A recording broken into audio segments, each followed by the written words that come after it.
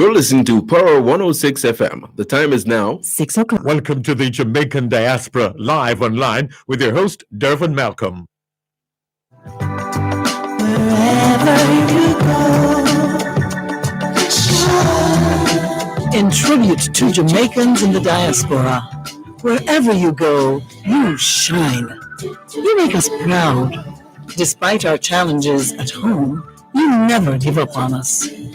Our sincere thanks. Wherever you go,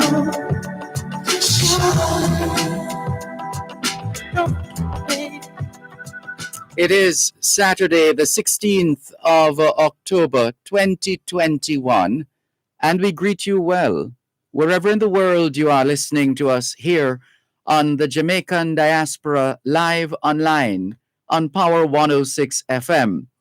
This is where we celebrate what can happen when Jamaicans abroad join hands with Jamaicans at home. Hello to those of you listening to us on 106.1, 106.3, 106.5, 106.7, and 106.9. From Morant Point to Negril Point, from the Goat Islands to Galena Point, this is Power 106 FM, serving Jamaica and the diaspora. Hello to those tuned in via the Power 106 FM app, which you can download from the App Store or the Google Play Store, depending on the nature of your device. Downloading is free, listening is free, whenever, wherever. We thank you if you're one of two designated, if you are listening to us via one of two designated numbers from the United States and the United Kingdom. Those in the United States who wish to dial a number to listen to Power 106 can call 631 359 8281. 631 359 8281. If you're in the United Kingdom and you wish to dial a number to listen to Power 106 FM, your number is 0330-606-0953. 0330-606-0953. We're streaming live video on the Dervan Malcolm Facebook page and affiliated pages. If you're not there yet, log on to Facebook. In the search box atop the page, type DERVAN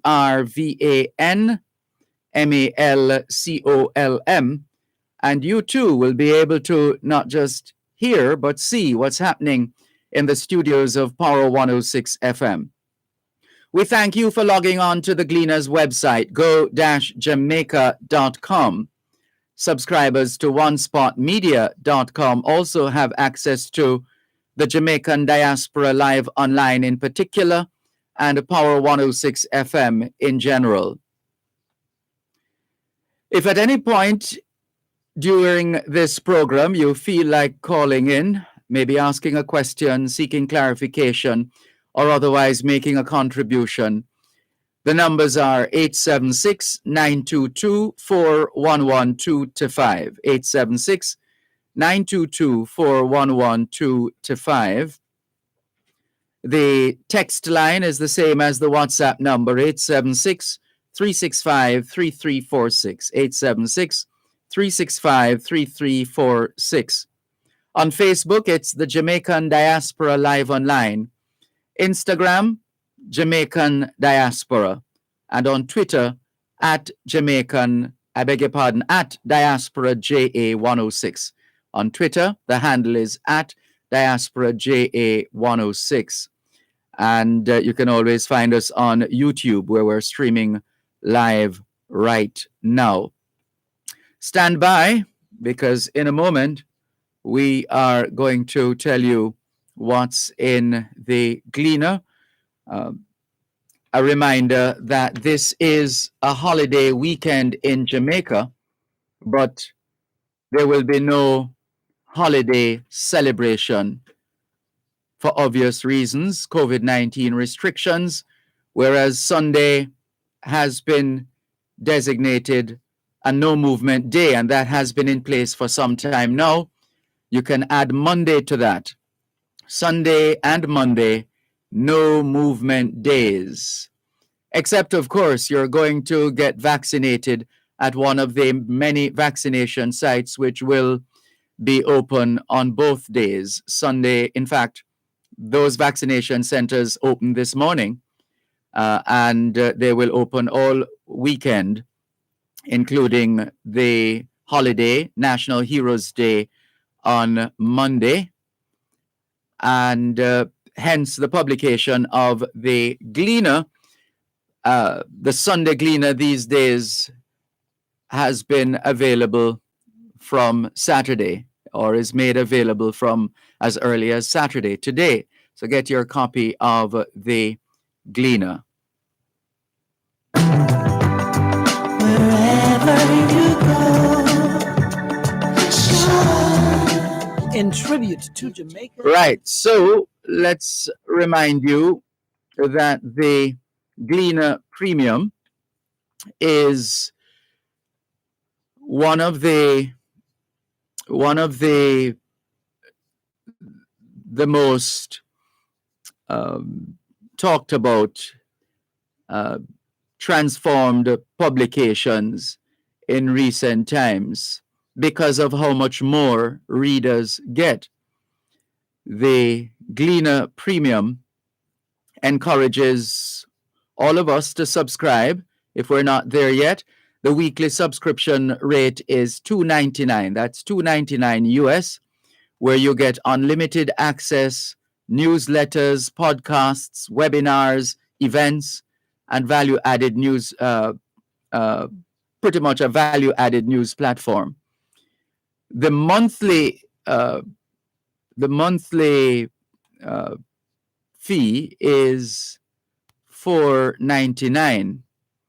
Now, that is usually $9.99. So that has been reduced to $4.99, and included in that, unlimited access, newsletters, podcasts, webinars, events, value-added news, etc. And then there is the Heroes Quarterly Special. The Heroes Quarterly Special, and that's $9.29 US. And regularly you'd be looking at $27.99. Again, for $9.29 US, you get unlimited access, newsletters, podcasts, webinars, events, and more value-added news. And the annual introductory rate, if you are, the regular price is $99.99, and the current rate is $79.99 US dollars. So you get access to everything, as we said, the unlimited access, newsletters, podcasts, webinars, events, and so on and so forth. But the choice is yours, whether you pay for it weekly, $2.99, monthly, $4.99, quarterly, $9.29, or annually, $79.99. And you get special access to the premium package designed to provide a seamless user experience with member-only add-ons. You'll enjoy the benefits of your subscription with ease, affordable packages. Sign up and sign in for complete and affordable access, exclusively yours. Enjoy exclusive access to compelling investigative stories and opinions, videos, podcasts, newsletters, webinars, events, puzzles, crosswords, and other premium content. And speaking of premium content, you get the best and most sought-after content from the Gleaner's award-winning team.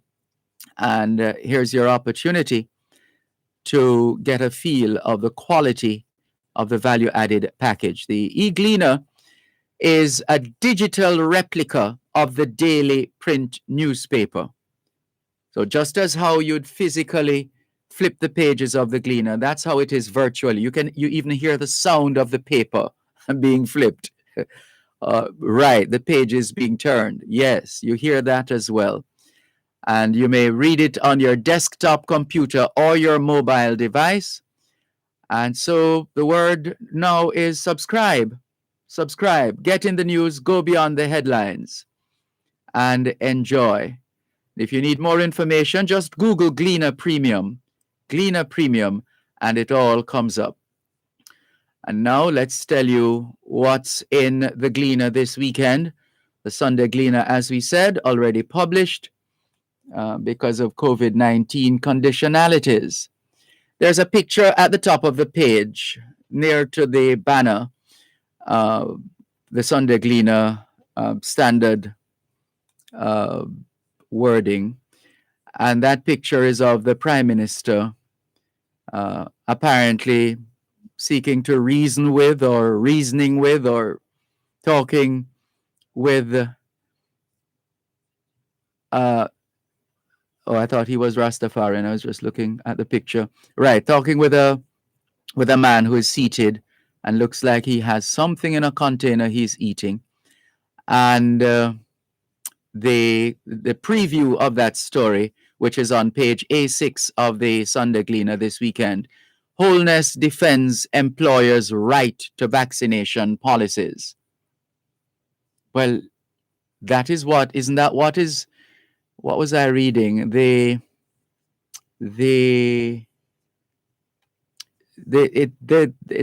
general right of an employer to provide a safe and secure environment for employees and customers. So that is already there. It already exists. So there's nothing new where that is concerned. What is new is COVID-19. And do we make adjustments to existing? And we have already made some adjustments through the Disaster Risk Management Act, or created the Disaster Risk Management Act to supersede certain other aspects of the law. Spirits broken is the headline in red. Tufton forbids health workers facilities from accepting donations from alcohol, tobacco companies. Well, I thought that had been done some time ago. And in any case, there's still the tax on tobacco does in fact go to I'm not sure if it's all of it or a portion of it that goes to the health ministry anyway, to deal with, to help to fight some of the diseases, etc., especially those brought on by or otherwise triggered by smoking, etc. Oh, there's a picture of this beautiful Jamaican girl in her Jamaican colors.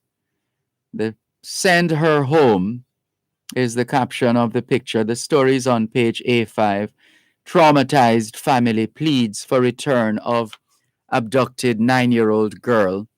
Just looking at some of the pictures, and especially that picture of that most terrifying picture of what appears to be a man holding a child, and not just holding, but in a violent way, clearly against her will. Child is on the veranda playing with the dog. Next thing, after a while, not hearing the child, a check is made and it is revealed or discovered that the child is missing, only to find out that some reprobate essentially abducted the child. Well, how could this individual evade people in the general environment. Nobody saw anything wrong with that? Or was this, I don't want to ask too many questions now. The family is still trying to deal with this, but in due course. One moment, please. You're listening to Power 106 FM. The time is now 15 minutes past 6 o'clock in the morning here at Broadcast House 32 Lyndhurst Road, Kingston 5, St. Andrew, Jamaica, which means it is 12:15 p.m. in London, England.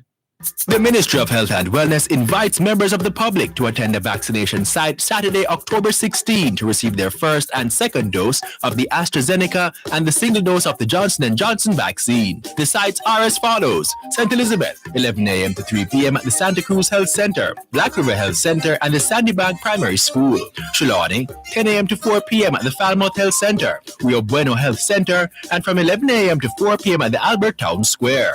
Kingston and St. Andrew, 9 a.m. to 4 p.m. at the St. Joseph's Hospital, Maxfield Park Health Center, the Haney Park Health Center, and St. William Grant Park. Hanover, 10 a.m. to 4 p.m. at the Lucy Bus Park and the Askanish Health Center. Portland, 9 a.m. to 3 p.m. at the Neville Antonio Park and the Hope Bay Health Center. St. Mary, 10 a.m. to 4 p.m. at the Dover Community Center and Windsor Castle Bible Truth International Assembly. Clarendon, 10 a.m. to 3 p.m. at the Clarendon Municipal Corporation Compound, Spalding Health Center, Thompson Town Health Center, and the Lionel Town Health Center. St. Anne, 9 a.m. to 4 p.m. at the Queen Heights Health Center, Mount Wadi Primary School, Madras Mobile Unit, Gibraltar Baptist Church, and Sedella Marley Booker Basic 9 Miles Basic School. St. James, 10 a.m. to 4 p.m. at Mega Mart, and 10 a.m. to 3 p.m. at the Montego Bay Comprehensive Health Center.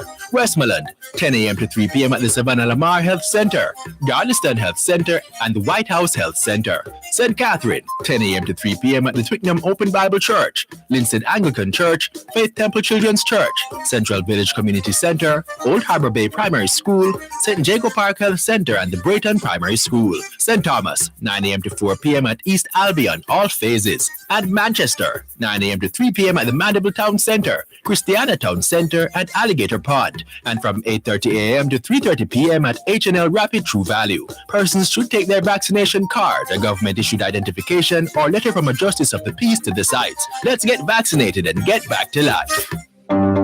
Dr. Jackie Campbell is on call Wednesday evenings at 8 with Powering Your Health. This Wednesday, we'll continue our focus on the basics of breast cancer and discuss cervical cancer, along with the effects that proper nutrition has on cancer. Also tune in for an exciting, healthy conversation with Dr. Jackie Campbell as she explores the relationship between prayer and health. Powering Your Health is brought to you by 6 West Medical, 6 West Street, Old Harbor, St. Catherine, PA Benjamin, a trusted name for over a century. National Health Fund, your partner for healthy living. Jamaica Plumbing Supplies Limited, Let's Save Water. Wellington Dental, 57 Wellington Street, Spanish Town. Benson Pharmacy, 11 Main Street, A2, Old Harbor. And Daisy Health Technology, monitoring health to blossom. That's Powering Your Health this Wednesday, October 20 at 8 p.m. only on Power 106 FM. Wherever you go, shine. In tribute to Jamaicans in the diaspora, wherever you go, you shine. You make us proud. Despite our challenges at home, you never give up on us. Our sincere thanks. Wherever you go, shine.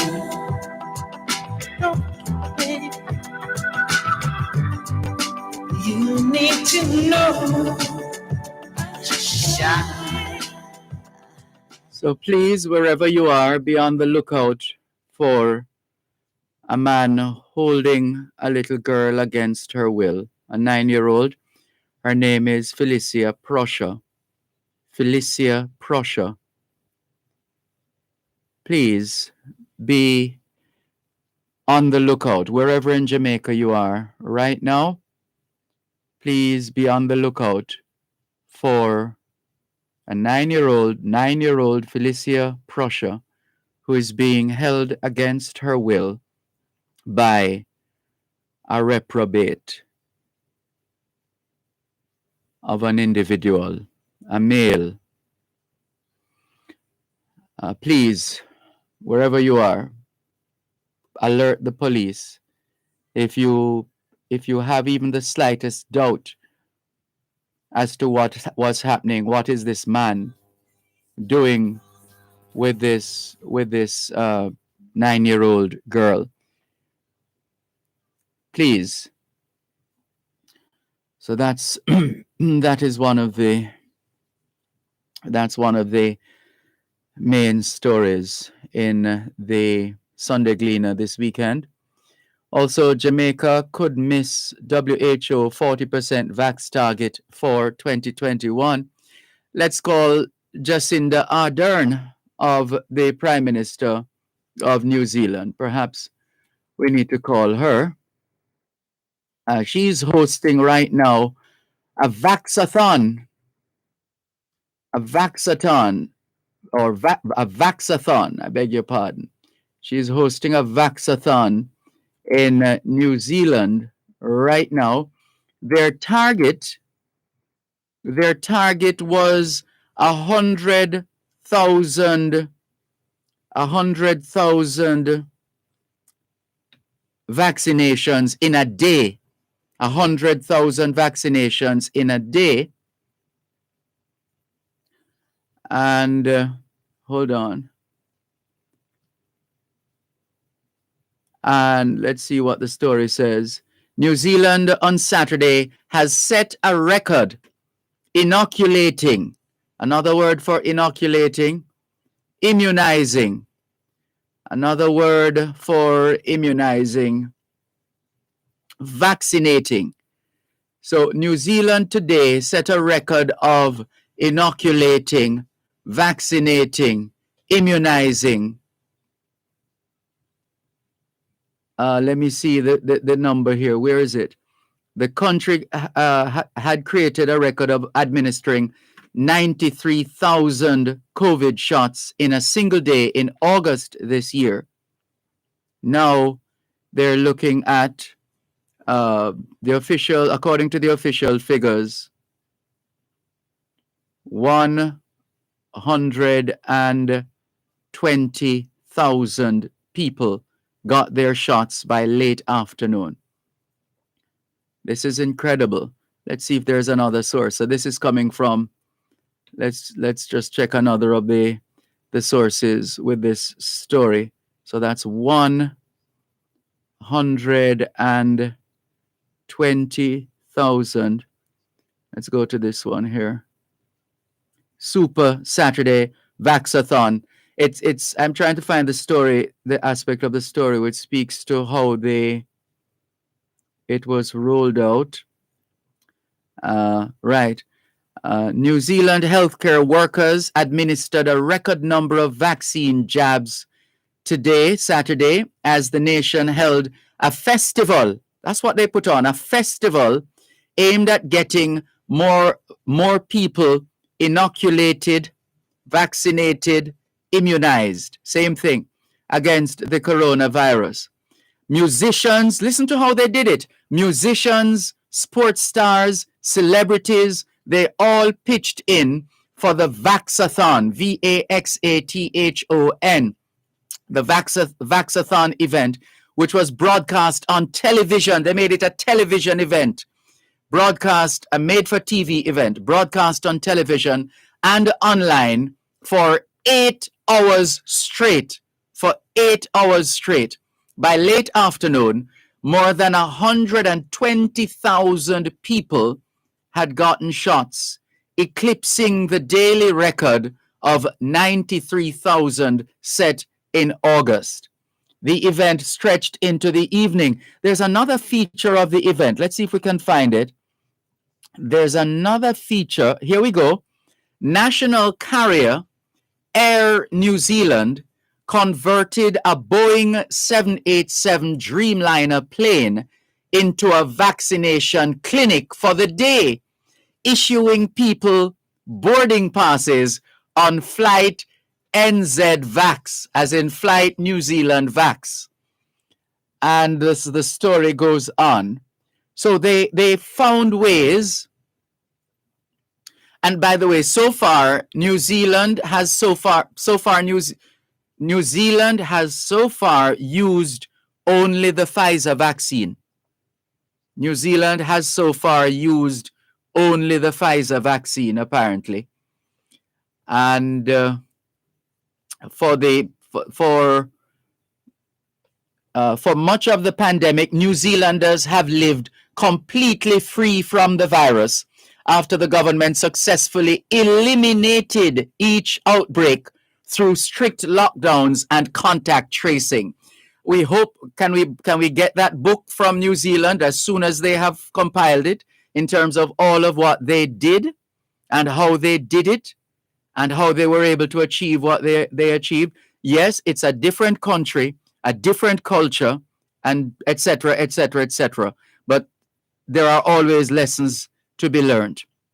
Before the Vaxathon, before today's Vaxathon, about 72% of New Zealanders had received at least one dose, and 54% were fully vaccinated. Among those aged 12 and over, the proportion was about 83% and 62% respectively.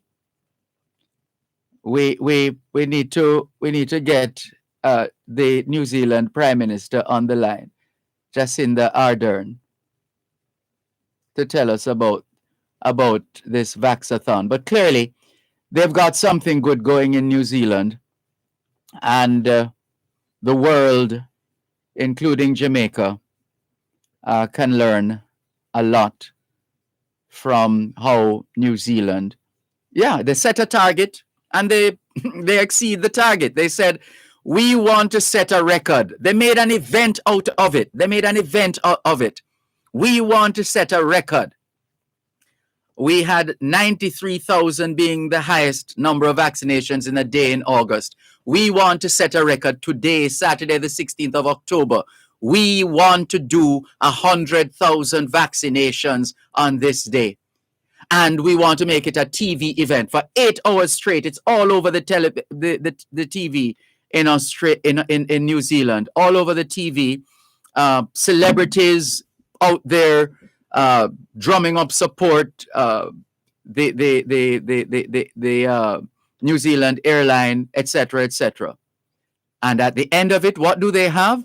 About 120,000 vaccinations in a day. And that's the new record. Well done, New Zealand. Well done. Right. So how did we get there? By sharing the story from the Sunday Gleaner. Jamaica could miss WHO, as in World Health Organization, 40% vax target for 2021. There's a story about fertility fear. Also, US $15,000 bounty for murder suspect believed hiding in Jamaica. Well, that's a hell of a reputation to have. When you have that kind of a reputation, people say, "Oh, I know where I'm going to hide out, in Jamaica." Yeah, their crime rate is through the roof. No, seriously though. Yeah, the pictures of this individual are included in the story. If you want to collect $15,000, then report this individual if you see this individual anywhere in Jamaica. $15,000 is the reward. That's close to that's close to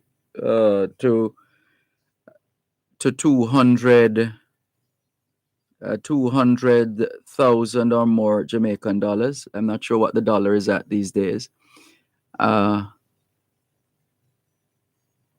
Sixth form pain is another story in the Sunday Gleaner. And PM defends employers' right to vaccination policies. That's the story from the front page, which was teased. Heat and climate change, democracy, when survival is at stake, finding our way over many rivers, COVID-19 solutions we need now, put the pause before the dog, etc., etc. There's sports as well. Case for the defense.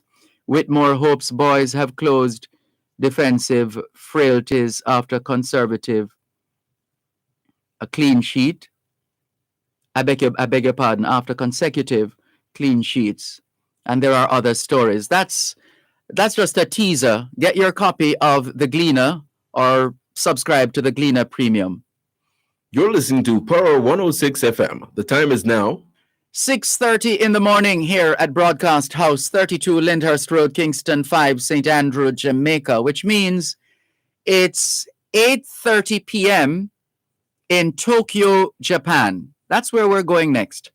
The Weir Collective is hosting an online art auction October 17 from 2 to 5 p.m. Bid online on over 100 works of art by premier artists from Jamaica and the Caribbean diaspora. Proceeds will be used to rebuild a 120-year-old Spanish wall house in St. Elizabeth. Invest in art, our community, and our heritage. Visit weirauction.com to reserve your space and register for this exciting event. That's WARE auction.com. Creative Building Finishes Limited has sponsored the radio production of this event. Let's face it, these haven't been the best of times, but they aren't the worst of times either. At COK, we recognize that some of our members are finding it challenging navigating the new normal. But that's why we have initiated the COK Debt Amnesty. If you're having difficulties repaying your loans, come in, talk with us. Get a waiver of up to 100% of the penalties due. Call 764-1509 or email amnesty@cokcu.com.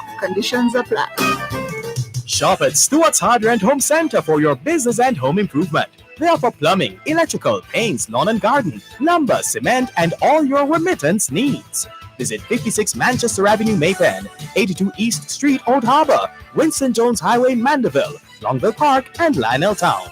For more information, call 876-986-9100 or 876-745-2478. Stewart's Hardware and Home Center, building values.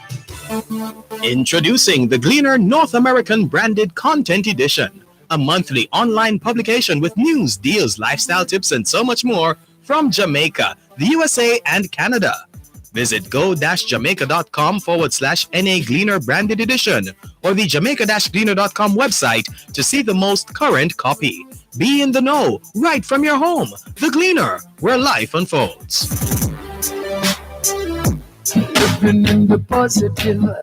Tune in every Thursday at 11:30 a.m. to midday for your legal corner with Dahlia Walker Huntington during Power Talk on Power 106 FM. You can call our numbers 876-922-4112-5.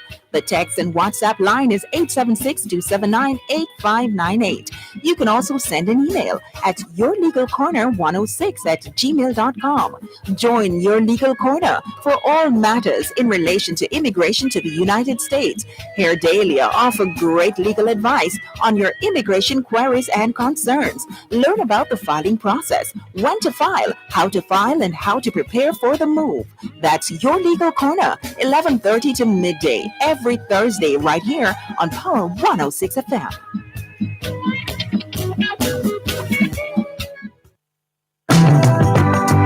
Wherever you go, shine. In tribute to Jamaicans in the diaspora, wherever you go, you shine. You make us proud. Despite our challenges at home, you never give up on us.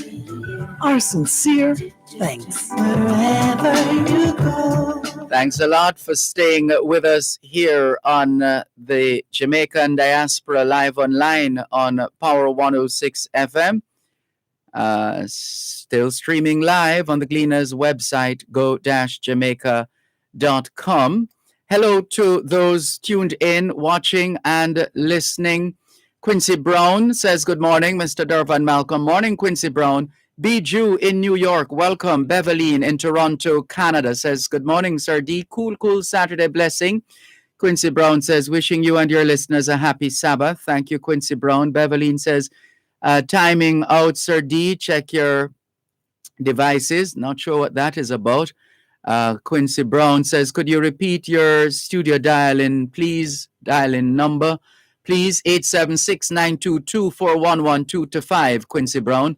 876-922-4112-5. Inez Iona Campbell says, good morning, everyone. Blessings to all this Saturday morning. Off to work now. Bless. Thank you very much, Inez Iona Campbell in Bridgeport, Connecticut. Leotine Bryan says, good morning, Dervan and listeners. Blessings to you all. To you too, Leotine Bryan. Ranny Bell from St. Thomas, welcome. Olga Hollingshead says, good morning, Sir Dervan and all your diaspora listening family and friends. Saturday blessings to you all. Have a wonderful, safe, and fruitful day. To you too, Olga. Harlem Uptown in Harlem, New York says, I will be taking the Pfizer booster. People, go get vaccinated. Be smart. Sheila Clark Wallace says, good morning, Sir Dervan. Blessings from Elmont, New York. Kindly wish me happy birthday. Happy birthday to you, Sheila Clark Wallace in Elmont, New York, and all the others celebrating a birthday in the month of October. Neriga Smart Morgan 7 says, good morning to you, Sir Malcolm and listeners. Happy Saturday to you all. One love to you too, Neriga Smart Morgan 7. And a couple of YouTube messages now. Rose McIntosh in London says, good morning, Sir Dervan, and to everyone listening. Morning to you. Errol says, good morning to you and the listening family. Thank you, Errol. Welcome. And Straight Shooter says, good morning, Mr. Malcolm. Tuned in and ready for good conversations as usual. Miss Ardern can get results because her people trust her because of her integrity and sincerity. Thank you very much for your messages. Keep those messages coming in as we say bonjour, buenos dias, and konnichiwa to our next guest, Corey Shaw, linguist par excellence. Welcome, Corey Shaw. How are you? I'm good, and how you do? I am fine, thanks. Thank you so much for joining us. It is evening time, we know, Saturday evening now in Japan. Where exactly, or generally speaking, where in Japan are you right now? Generally, I'm in Tokyo, but if you tell anybody you're in Tokyo, they will tell you, no. I'm really in Yokohama City, in like a prefecture called Kanagawa Prefecture. So it's like basically Tokyo, but not really Tokyo. So that's Yokohama City in Kama. Say that again. What's the name of the Kanagawa. Kanagawa. Yes, it's some sort of river. It's named after a river, something like that. So that's Kanagawa Province. Prefecture. I beg your pardon. Yeah. Yes, prefecture. Right. So Yokohama City, Kanagawa Prefecture. So how did you end up there? No, it's a bit far, right? It's a teeny bit far. Yes. Actually, I was back in Jamaica in like 2019. Just for like I was about maybe about half a year in Jamaica when I got an email because I had done the TEFL, the Teach English as a Foreign Language. Yes. I did the certification online, and I got it and everything, and I didn't know what to do with it because I didn't have any experience prior to that. And I just got this email, and they said, well, we're looking for teachers to come to Japan, and I've always wanted to go to Japan still. Mm-hmm. So I said, all right, well, let me try. So I applied, and that was basically it. You say you always wanted to go to Japan. What is it about Japan that you found so fascinating, intriguing, or exciting?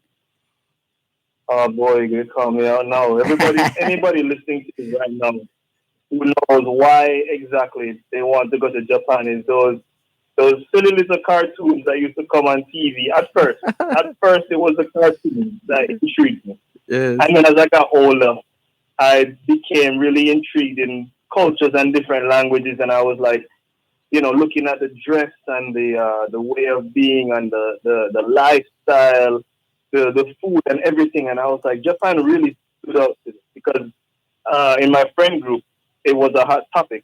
We had always been interested in Japanese and looking at the language, and I was like, boy, that must look so interesting. So once I got the chance, I just grabbed it with both hands. Yes. And how long now since you've been working in Japan? It's been exactly 1 year and call it 8 months. 1 year, 8 months. And But for February coming, we'll make 2 years. And did you know any Japanese at all before going to Japan? Only konnichiwa, which is just hello, and that was it. How did you manage then to find your feet on this in this foreign land linguistically? How did you manage at first? Give us a sense of how you have evolved since you touched down in Japan. Well, I don't want to come off as bragging or anything, but I kind of just jump in. I had because before I've experience with Spanish and French, I can speak those, and then I use that experience that I had to navigate through it and say, okay, well, I have this book that I use, and I look at the book and I studied the book, and then after that, once I came to the country, I decided, okay, I need to kind of link up with the people I know who speak Japanese and kind of ask them back and forth to help me and whatnot, and pay attention to the signs, the things that are important. Because one thing I've learned is if a word is important and you're learning a language, it will pop up again and again and again, and you need to memorize it. And there are words that kept popping up again and again and again. So I would ask people, and then, they would say, oh, it means this. And I said, oh, okay. So then I took that and then put it into what I'd already known. And then it just, little by little, brick by brick, you just build up until you can actually have a conversation. Because you hear the same questions again and again and again. Where you're from? Where is this? How is this? How do you do this? What is this? You hear those questions every day. I hear them with my students because I teach a lot of kids. I hear them every day. And I just, little by little, I just took it. And then eventually now I can have a okay-ish conversation with people now. All right. Well, how did you, let's back up a bit and hear the how you acquired Spanish and French, because you said you already spoke Spanish and French, so you were now adding Japanese. What give us an idea? Was this just Spanish and French that you did in school? Actually, I did Spanish in high school. I went to Georgia. I did Spanish in high school, but actually I failed it every single year. I did it for 3 years and I failed it every single time. How do you explain that? Geez, it's strange, because I did it and my mom used to give me the extra lessons and everything, and they would just go through one ear and pass through the next ear. And so what happened was, I remember I turned 18 and I was just like, it just kind of had like a shift, and I was like, it would be really nice to learn Spanish. Just interested. So, like the same book I used for Japanese, I used the Spanish book. What I learned about myself was I learn better when I teach myself things because I have my own pace. When I go in a classroom, I can't really focus. So once I started teaching myself and giving myself that kind of like doing things the way that feels better to me, I realized that, but wait, I'm actually learning this, I teach myself through different ways and go slow. And then if I don't understand this, I can just kind of take a break and everything. Whereas if in the classroom, they kind of force you to keep up with a certain kind of pace that tends to exhaust me. So I just kind of gave up. So with the Spanish, again, same thing. You use a book and then talk to people. Brick by brick, you find you get really into the culture.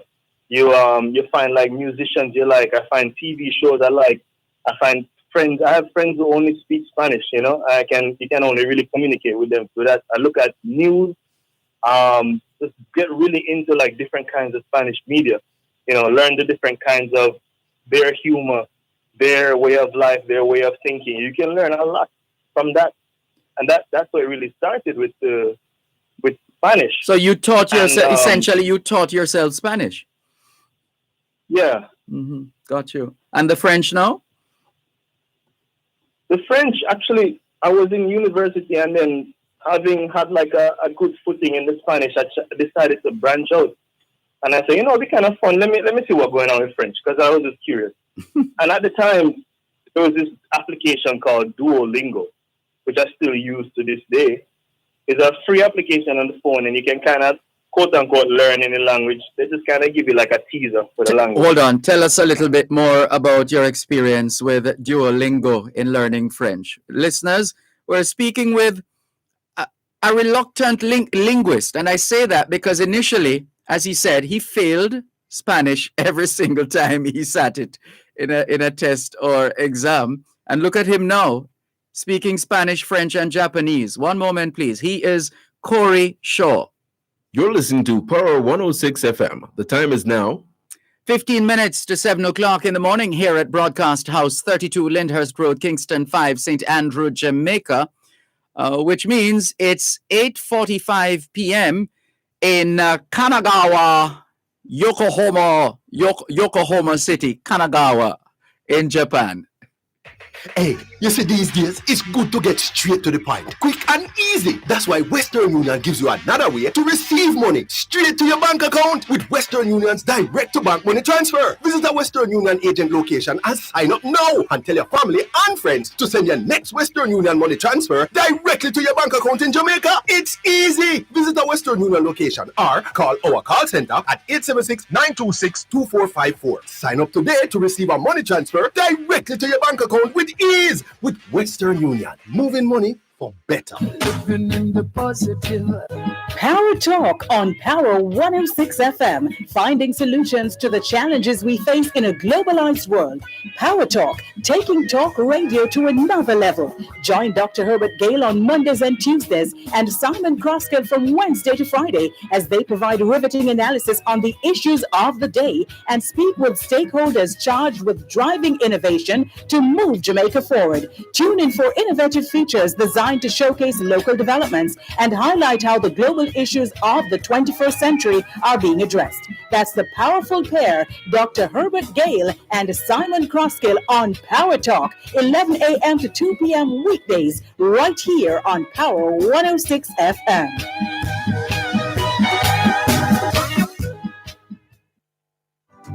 Wherever you go, in tribute to Jamaicans in the diaspora. Thanks a lot for staying with us here on the Jamaican Diaspora live online on Power 106 FM. I'm Dervan Malcolm. Our guest is a linguist of international repute. He attended St. George's College. Of course, he's Jamaican. He has been living and working in Japan, and he has come a long way as far as languages are concerned, as he told us before the break, where he used to fail Spanish every time at St. George's College. And he eventually taught himself Spanish. And I think he's about to tell us he also taught himself French. And obviously, he also taught himself Japanese. Well, give us the French story now, Corey. Right, so I was talking to you about the Duolingo. Yes. The application is like this. It's like some small games that you do, and of course, it kind of matches sound with words and pictures. So you'll say like apple, and then they say like click pum, and then you click like pum, and you say, oh, that must be apple, and you click and you say, oh, yeah, that's apple. So you make these connections, and it comes off as just games. And once I had heard how it sounded, I was like, oh, that's fun. That sounds cute, you know? And then after that, now, back when I was in university, I had no money, right? But I used to have this on-campus job, right? You know, for what do they call them again? The students who internship? have the FAFSA. No? Not even internship. It's like an on-campus job, so you can kind of make a little money. Mm-hmm. You know, just the bare minimum. Right. And I had taken that money and bought the same book I used for Spanish. I use it and went on Amazon and take the little money and buy the book for French. You know, with the little money I had. So the book came, and And I was like, wow, impressed, you know. So I started running through the book and doing them and, you know, making myself familiar with the words and everything. But at that point, I still hadn't really understood anything. And then by 2015, my school had said to me, like, because I was doing international relations or international studies, sorry. And they said to me, okay, for this degree, you have to study abroad. And I said, well, I don't really have, you know, money like that. You know, I can't just run and go study abroad like that. That's not fair that you want to push me. And they said, listen, you have to go study abroad. So I talked to my mom and we found, like, you know, the cheapest place. And at the time, the cheapest place was a place in France. And I was like, oh, okay, because at first I actually wanted to go to Australia, you know, because I thought, wow, Australia, you know. Mm-hmm. But I thought, okay, let me go to France. So once I got to France, we were doing this study abroad program in Cannes, which is the south of France, southeast of France, excuse me, close to Nice. I'd gone there with about 6 other students from different parts of the U.S. After that, well, they did like this initial test to kind of see what level you are. Yes. So I'm like, yeah, man, I should be all right because I took the book and everything. All right, no. I did the test. I got beginner. The kind of level where them say you don't know anything about French. You need to be in this class. Oh. Beginner. Yeah. So it made me feel, you know, away. But that was in August or September. Using what I'd learned from Spanish and everything, I'd use those skills to kind of practice and boost myself up. And by the time I was in maybe the end of the semester was in December. By about October or middle November, I was an intermediate level French. So I could not only have a conversation but explain things differently. And I was like impressed with myself. Like I was like, how did this happen? Yes. And from there, I left France in December, finished my last year in university, and then I decided I'm going to go back to France to do an internship. And at that time, my French level was, you know, intermediate. And going back, my bosses only like spoke French, right? So I went back and did, you know, go back and work in the school, speak, and then I stayed there another 6 months. And then once I left, I was just like, good to go, no problem. So now when I meet people who speak French, I say, okay, no problem, and it's all good. So I mean, I had done some classes, but like I remember I did some classes in university as well, and they were terrible. But once in the classes in France, I was kind of just mentally not there. Actually, I would be there, but not really. Where I really learned was just kind of absorbing the culture. When I went on the street and I looked at certain things, and I would observe how people really interacted with other people, and how the French students I saw really interacted with other French students, and how the people really spoke to other people. Those are the things I noticed, and the words I made note of. And I absorbed them and just took them into my own vocabulary and then reproduced them in the way that I understood that the people would understand me. Mm-hmm. That's quite something. Quite remarkable. You said you went to university both here in Jamaica and in France. What did you study at university in Jamaica? Actually, no, I didn't. Or was it in the States? Yes, it was in the States. Mm. Right. So I studied international studies in university. Oh, I see. Right. So I guess. So, go ahead. Mm-hmm. Go ahead. Sorry, it was anthropology, so about different cultures and whatnot. Oh, nice. So it's yeah. everything that you have done then has been fit for purpose. There's nothing that you have learned or done that has not been brought to bear on how you have been able to move from Jamaica to the States, from the States to France, and from France to to Japan. But have you visited other countries as well? Yeah, man. I've to be honest, I'm not the globe trotter that my life. I'm not like some people they say like America today, Spain next weekend, Asia next. No, I don't like flying. Honestly, I really don't like flying. So once I reach a country, I stay there for like at least 6 months. I don't like just hopping around the place, and if I have to leave too soon, I get quite uncomfortable. But that being said, I have been to England a few times, Portugal once by accident.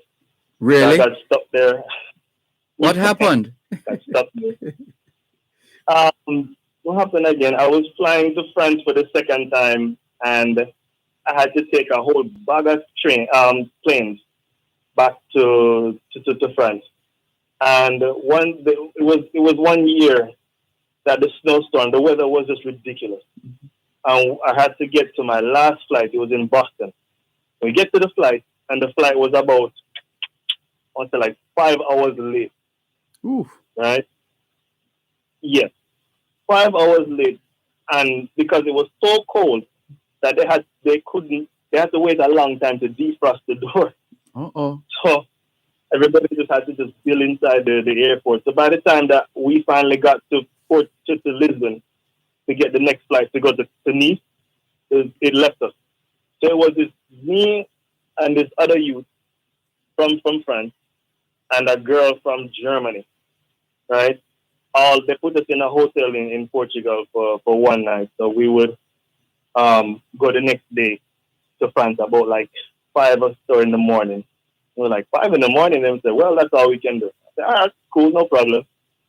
So got stuck in Portugal, and we just kind of enjoy. I would think I was too mad to enjoy being in Portugal that day, to be honest. I was like,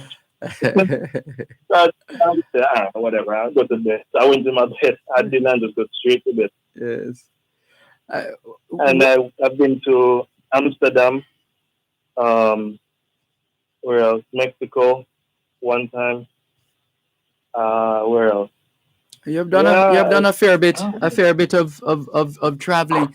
What in all all your travels and your work, is there, what would you say is the recurrent decimal, that thing that keeps, that constant that you have reinforced about people? That what is that constant? Dealing with different people in different countries who speak different languages, or even those who speak yours. What's the constant that you have found in interacting with, engaging with people globally?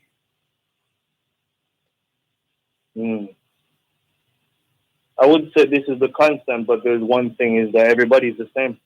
Absolutely. Everywhere you go, people find, because you might be in your office and you think that, boy, you can't stand this person, because him face on this and that. People like in this country, face on. No, not at all. You go to that country, there's gonna be somebody just as miserable as he is. It's the same thing. Yes. Every time, no matter where you go. Mm-hmm. So, for those of you listening, and if you're traveling to escape something, please don't. It will not happen. Yes. That's one thing. Mm-hmm. The next another thing. What comes up is, Dervan, that's a difficult question for real. One thing that keeps popping up. Yeah, don't worry about it. If something comes to you, you can tell us.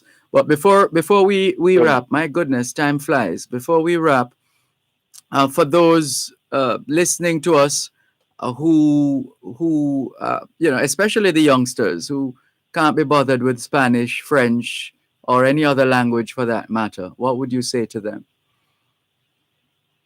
Honestly, I'm the kind of person who really am invested in passions. If it's your passion, go for it. And don't let nobody stop you, because the amount of times I've failed doing languages, the amount of times. And the reason I picked it back up was because I loved it so much. At first, I didn't know how much I would end up loving it. But if you really love it and you can just every time you start to study, you feel good, or when you learn something, you get excited, or there's that passion in you. Don't give up, because it will happen eventually. Learning languages is honestly like going through it is one of the most frustrating things. One moment, ever. I'll allow you to finish after the break. You're listening to Power 106 FM. The time is now 7 o'clock in the morning here at Broadcast House 32 Lyndhurst Road, Kingston 5, St. Andrew, Jamaica, which means it's 9 p.m. Saturday in Yokohama City, Kanagawa, in Japan. The Ministry of Health and Wellness invites members of the public to attend a vaccination site Saturday, October 16 to receive their first and second dose of the AstraZeneca and the single dose of the Johnson & Johnson vaccine. The sites are as follows: St. Elizabeth, 11 a.m. to 3 p.m. at the Santa Cruz Health Center, Black River Health Center, and the Sandy Bank Primary School. Trelawney, 10 a.m. to 4 p.m. at the Falmouth Health Center, Rio Bueno Health Center, and from 11 a.m. to 4 p.m. at the Albert Town Square. Kingston and St. Andrew, 9 a.m. to 4 p.m. at the St. Joseph's Hospital, Maxfield Park Health Center, the Haney Park Health Center, and St. William Grant Park. Hanover, 10 a.m. to 4 p.m. at the Lucy Bus Park and the Askanish Health Center. Portland, 9 a.m. to 3 p.m. at the Neville Antonio Park and the Hope Bay Health Center. St. Mary, 10 a.m. to 4 p.m. at the Dover Community Center and Windsor Castle Bible Truth International Assembly. Clarendon, 10 a.m. to 3 p.m. at the Clarendon Municipal Corporation Compound, Spalding Health Center, Thompson Town Health Center, and the Lionel Town Health Center. St. Anne, 9 a.m. to 4 p.m. at the Queen Hythe Health Center, Mount Wadi Primary School, Madras Mobile Unit, Gibraltar Baptist Church, and Sedella Marley Booker Basic 9 Miles Basic School. St. James, 10 a.m. to 4 p.m. at Mega Mart, and 10 a.m. to 3 p.m. at the Montego Bay Comprehensive Health Center.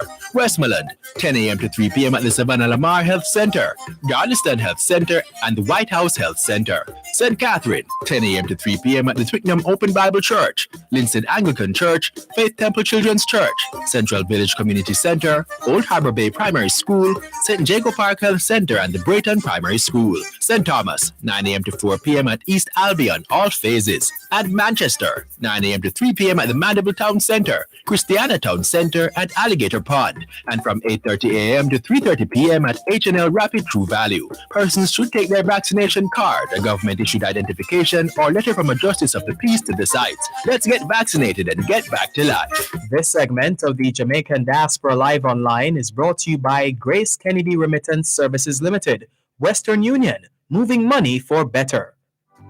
Wherever you go, We're wrapping our conversation with linguist Corey Shaw, who is speaking with us from Yokohama City in Kanagawa, Japan, on his journey as a linguist and how he continues to spread his wings. I'll allow you to complete what you were saying before the break in terms of advice to students who are struggling with the languages or are not sure if they should even pay attention to the languages, foreign languages. Yeah, honestly, just don't give up if you have a passion for it. And to be honest, the whole book thing, just read the book, that really doesn't work. Languages are something that you have to live. You don't just learn the language, you live the language. That's why children learn languages much faster than other adults, because to them it becomes reality.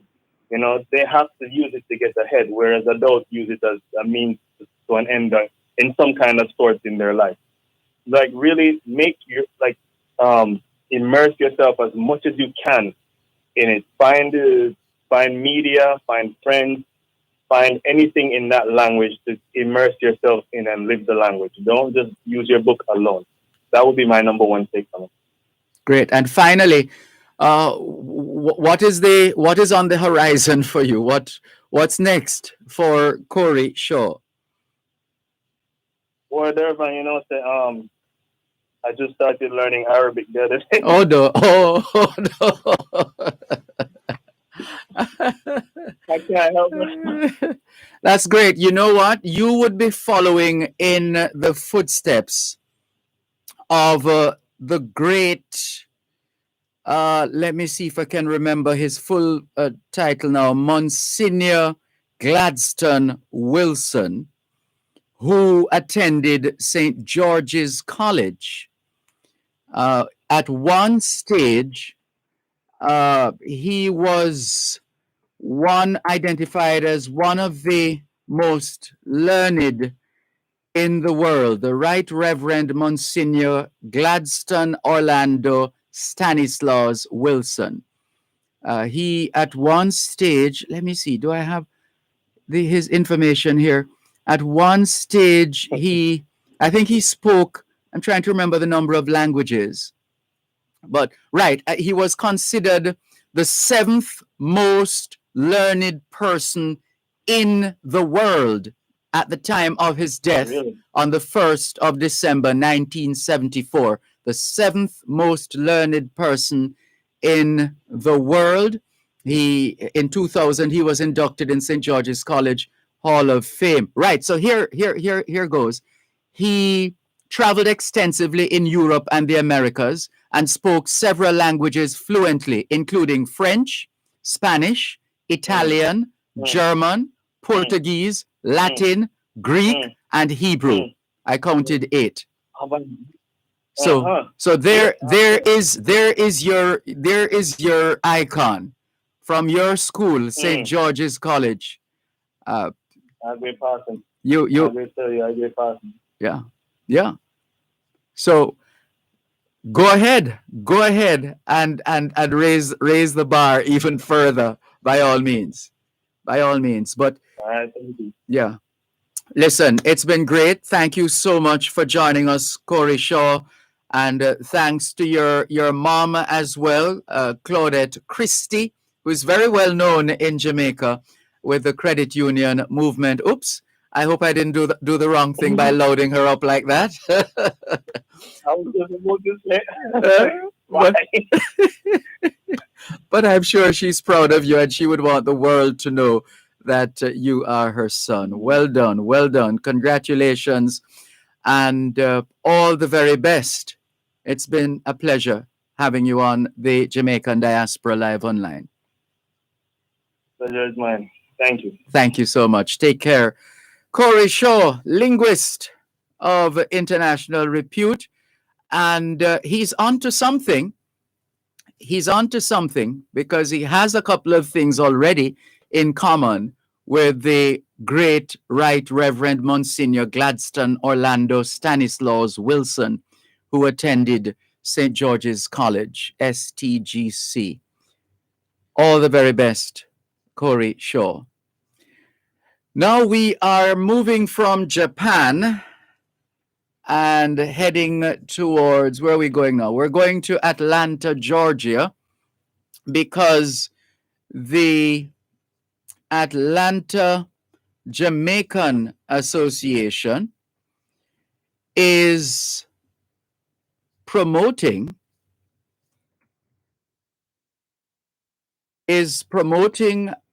an initiative which you're going to love wherever in the world you are. It's called Rep Your Parish.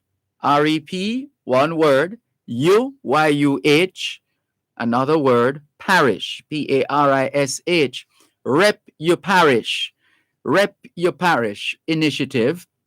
This is where members of the Atlanta Jamaican Association have teamed up and are undertaking an impactful community project in the parish of in whatever your parish is in Jamaica, whether because you were born there, you have family who was born in that parish, you went to school in that parish, whatever your story, whatever your connection to the parish. Here's your opportunity to, you know what? Let me pause here as we welcome right now a member of the steering committee, one of the members of the steering committee of the Atlanta Jamaican Association, Mr. Alan Stewart. Good morning, Mr. Stewart. How are you? My brother, I'm well. I'm well, thanks. I'm good. Great. Thank you so much. That voice of yours should be on radio. Well, you're on now anyway, but you get the point I'm making. That It's all rumbling right. voice. Yes, indeed. And we're connecting with Yvette Taylor, another member of the steering committee. Oh, we're getting voicemail. The program assistant on duty is telling me. But let's see how that goes. But let's get the show on the road, so to speak. First of all, Alan Stewart, how did this idea come about? The Rep Your Parish initiative. What was the Before I thinking get there, behind it? before I get there, talk about you for a little bit. Your birthday was 2 days ago, right? The 13th of October, yes, Wednesday. I hope you had a happy birthday. We hope you did, huh? Indeed, it was a happy one, and I thank you very much for the greeting. Also, we had a program last year, early this year, the scholarship fundraiser. Yes. And you helped us. You helped us and made it successful. We seem that every time we need help, we call on you and you're always there. Thank you again. I humbly accept. Thank you. Thank you very much. Right. All right, sir. Thank you. Now, this scholarship program is for, and this Yvette will be on in a minute, I'm sure, to explain the whole program to you. But I'm just telling you why we started the program. Right. Well, we take things for granted living in America. As a matter of fact, we say here, abroad we live, but a yard we love. So whatever happens in Jamaica, we always try to find out what's going on and try to fix things. There's something going on there which we take for granted.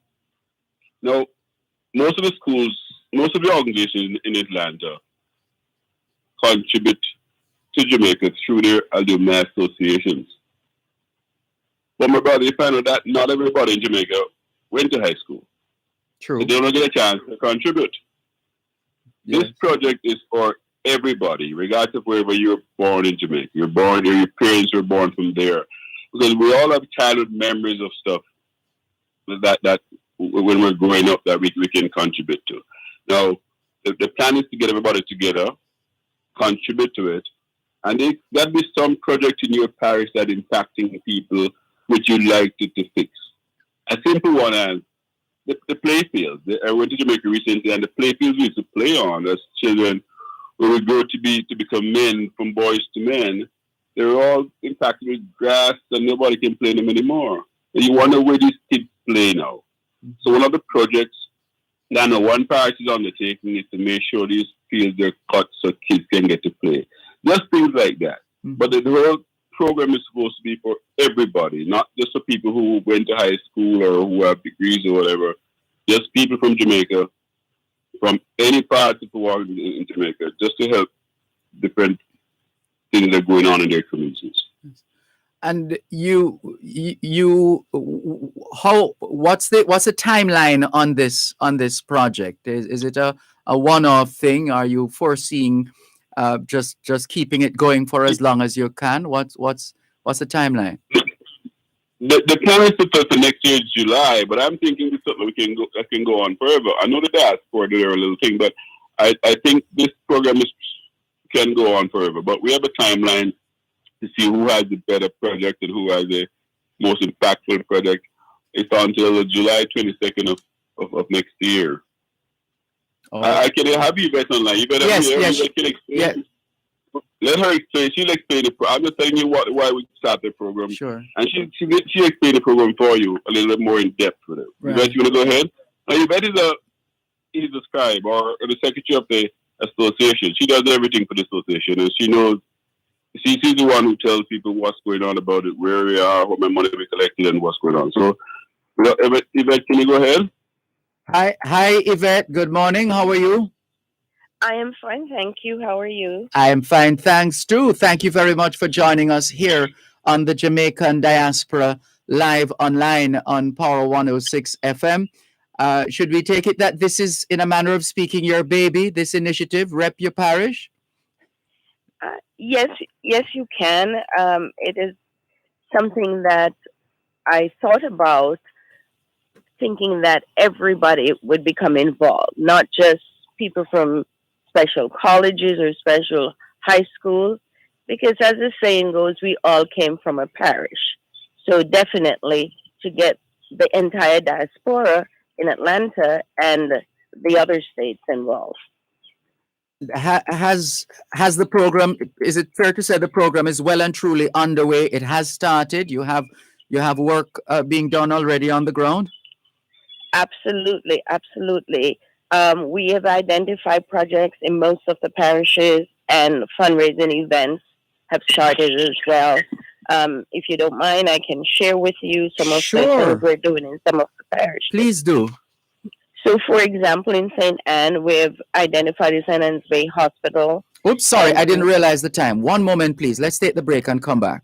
You're listening to Power 106 FM. The time is now 15 minutes past 7 o'clock in the morning here at Broadcast House 32 Lyndhurst Road, Kingston 5, St. Andrew, Jamaica, which means it's 8:15 a.m. in Atlanta, Georgia. Shop at Stewart's Hardware and Home Center for your business and home improvement. They offer plumbing, electrical, paints, lawn and garden, lumber, cement, and all your remittance needs. Visit 56 Manchester Avenue, Maypen, 82 East Street, Old Harbor, Winston Jones Highway, Mandeville, Longville Park, and Lionel Town. For more information, call 876-986-9100 or 876-745-2478. Stewart's Hardware and Home Center, building values. The Rare Collective is hosting an online art auction October 17th from 2 to 5 p.m. Bid online on over 100 works of art by premier artists from Jamaica and the Caribbean diaspora. Proceeds will be used to rebuild a 120-year-old Spanish wall house in St. Elizabeth. Invest in art, our community, and our heritage. Visit rareauction.com to reserve your space and register for this exciting event. That's WARE auction.com. Creative Building Finishes Limited has sponsored the radio production of this event. The following is a public service announcement from Power 106 FM. Jamaica. Each wave of the COVID-19 pandemic with the added danger of variants has brought unprecedented pressure on public resources. Our hospitals and healthcare workers at breaking point. Our economy battered, families in mourning, and our children face an uncertain future due to learning loss. In this race against COVID-19, we must stay in it to win it. We must continue using techniques that can help to beat the virus. Follow COVID-19 mitigation measures, including wearing masks, sanitizing, 6 feet of physical distance from others. And on this leg of our relay, we can win with vaccination. These safe and proven vaccines can make the difference against COVID-19. And now that vaccines are in supply, let's get vaccinated so we can get back on track and keep winning. The finish line against COVID-19 is in sight. And with true Jamaican determination, we can all have the victory. Brought to you by your friends at Power 106 FM. So we ain't giving up now. We put up a fight. We got to be ready. The stock's getting traded. Just said, don't you worry. Why, this lockdown, you see? Me miss me Sunday cleaner, you know. So Diane, you never know you could have get the Sunday Gleaner past Saturday. Chef, what you saying to me? Get your Sunday Gleaner this Saturday. Something for everyone. Seeking employment? Grab the Sunday Gleaner. Looking to buy and sell? Get the Sunday Gleaner. More features and new stories. The Sunday Gleaner. Available on Saturday at newsstands or your favorite vendors island-wide. For Sunday deliveries, call or WhatsApp 876-419-5077 or 876-412-3915. Thank God Jeff tell me about this. Me nah leave supermarket and no buy me Sunday cleaner. The Gleaner, where life unfolds. Wherever you go. Thanks a lot for staying with us here on the Jamaican Diaspora live online on Power 106 FM. I'm Dervan Malcolm. Online, we have Alan Stewart, a member of the steering committee of the Atlanta Jamaican Association, and Yvette Taylor, also a member of that committee, and she is the secretary of the association. And they've both been bringing us up to speed with their initiative called Rep Your Parish, the Rep Your Parish initiative.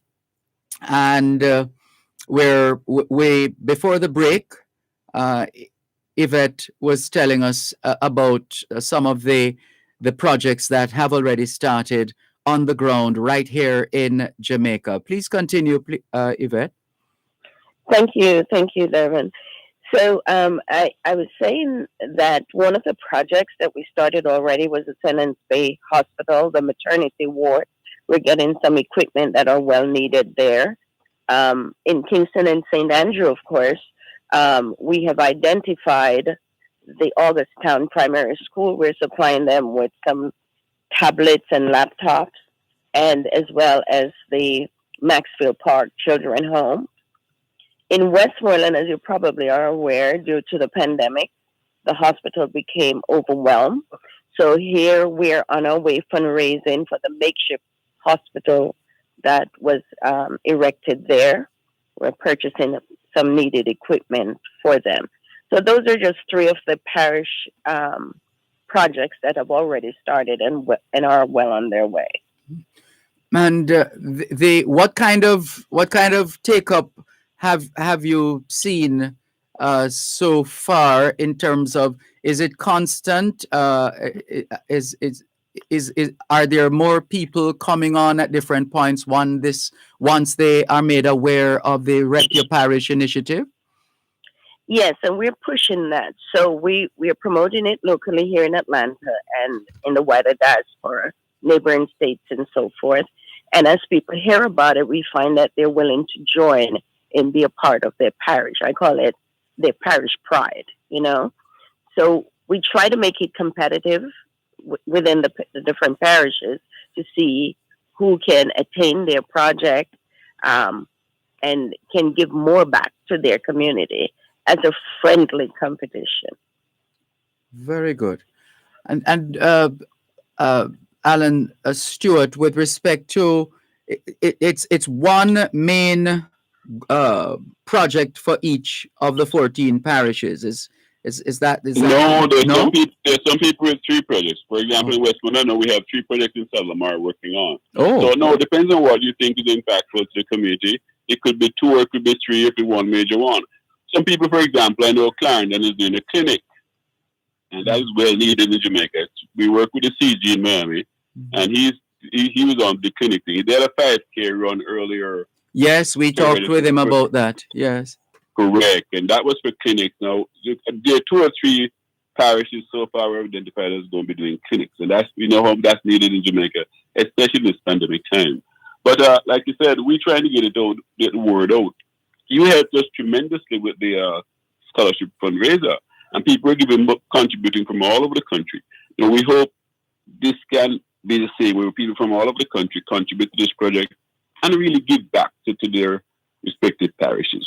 What do they need to know? So those listening to us all over the United States and indeed the rest of the world, not least of all here in Jamaica, how can we all play our part in supporting the Rep Your Parish initiative? Because as is made quite clear, if you have some special connection with a parish one way or another, you would want to support that parish. But even if you feel no connection to any of the parishes here in Jamaica, whatever your situation is, it's an opportunity to uplift people. It's an opportunity to impact lives, to engage in rural development. It is serious work, Alan Stewart.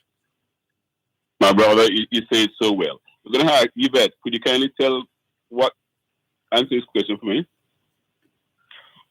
Yes. So, starting the end of this month, we're having a big meetup in the park here in Atlanta. And that's where we have all the parishes coming out, and we're drawing on the community to come out and support their parish as well. It's actually a fun day and a fundraiser at the same time. When is it? It will be at the end of the month. Okay.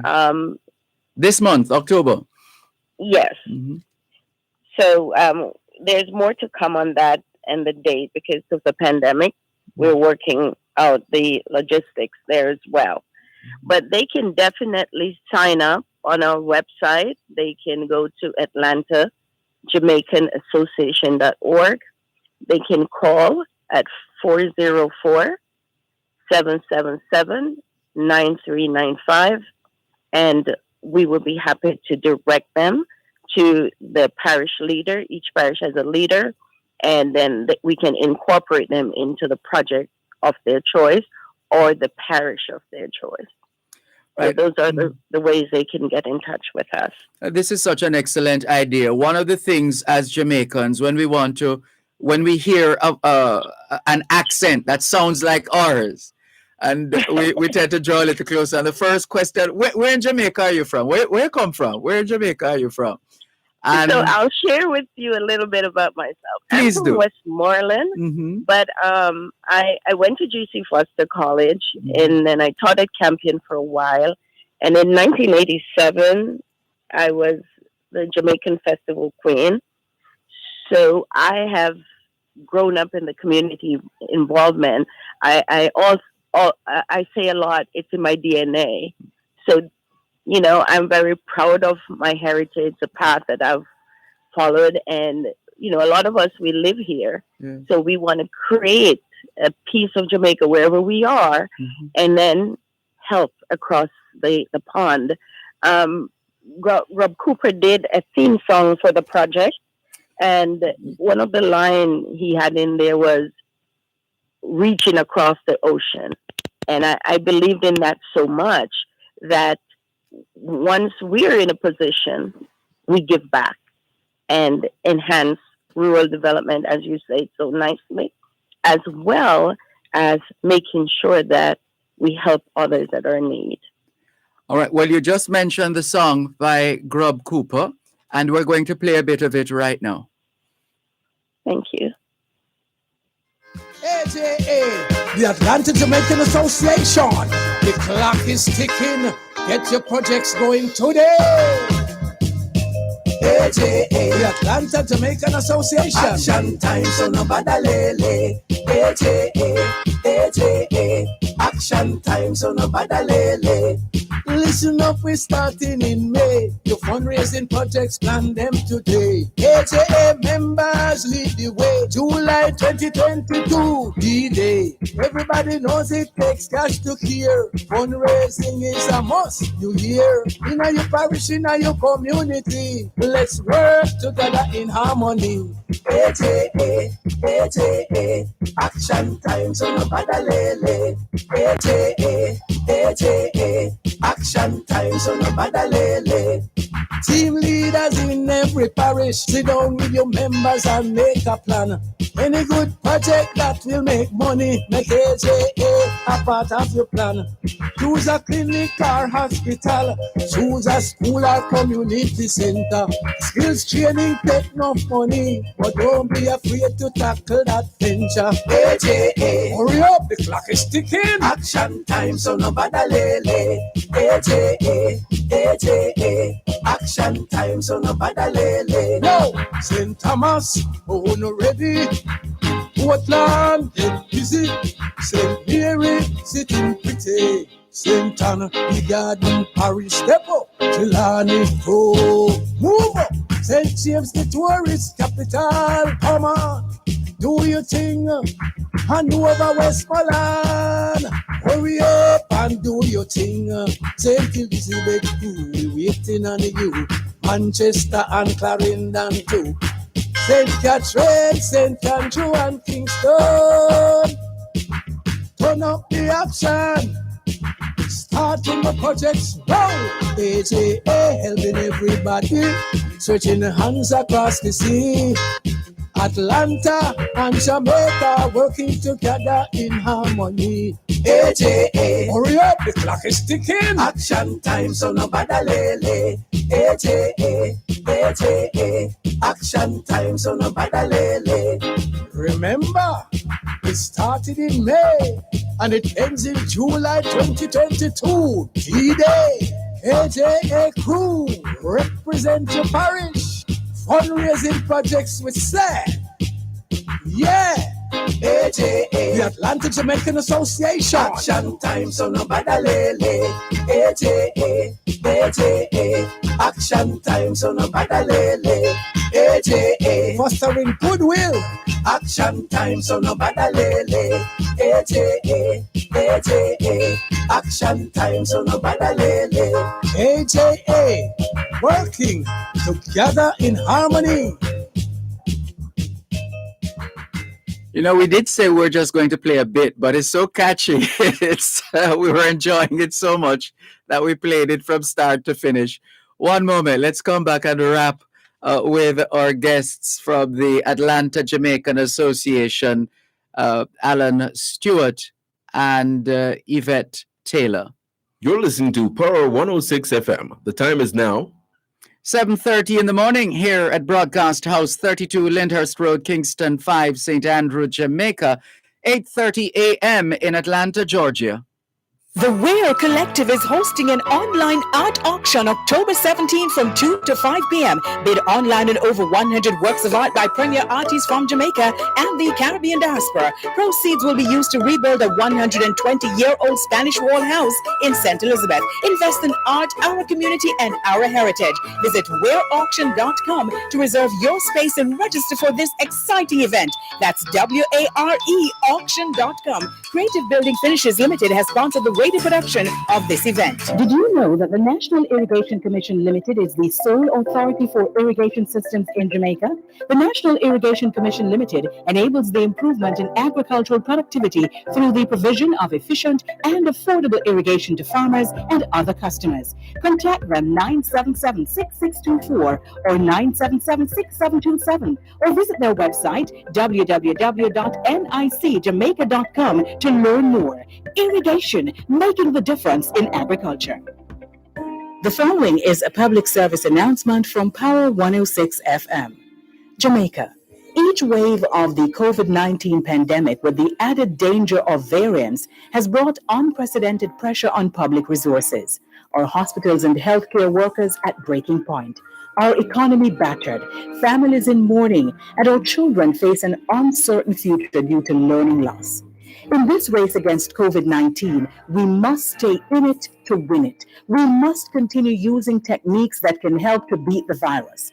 Follow COVID-19 mitigation measures, including wearing masks, sanitizing, 6 feet of physical distance from others. And on this leg of our relay, we can win with vaccination. These safe and proven vaccines can make the difference against COVID-19.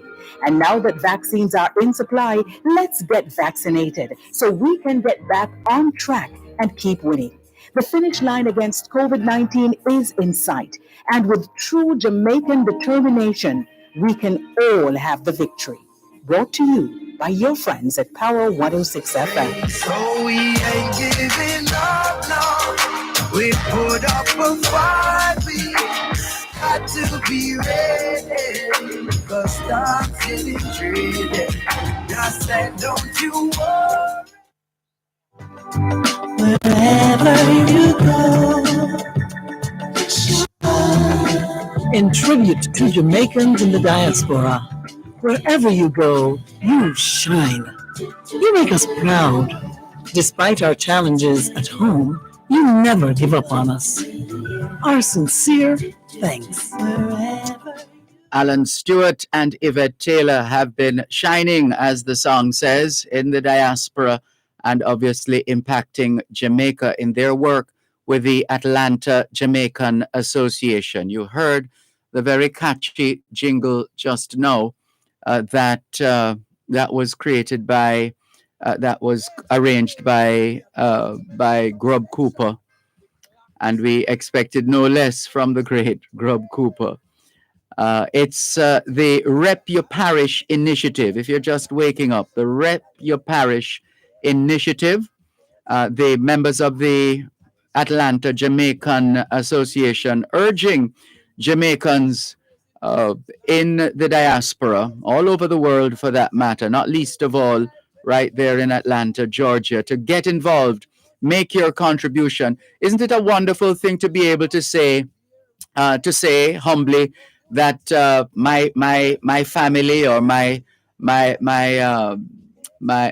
colleagues and I were able to do this, and this is what we're doing in my parish? Because hey, when our athletes do well, we always like to know which parish they're from, and we all of a sudden we're related to them, that kind of thing. So here is an opportunity to really celebrate your parish, to rep your parish in a life-changing way in terms of the kind of initiatives, programs, projects that you are looking to support.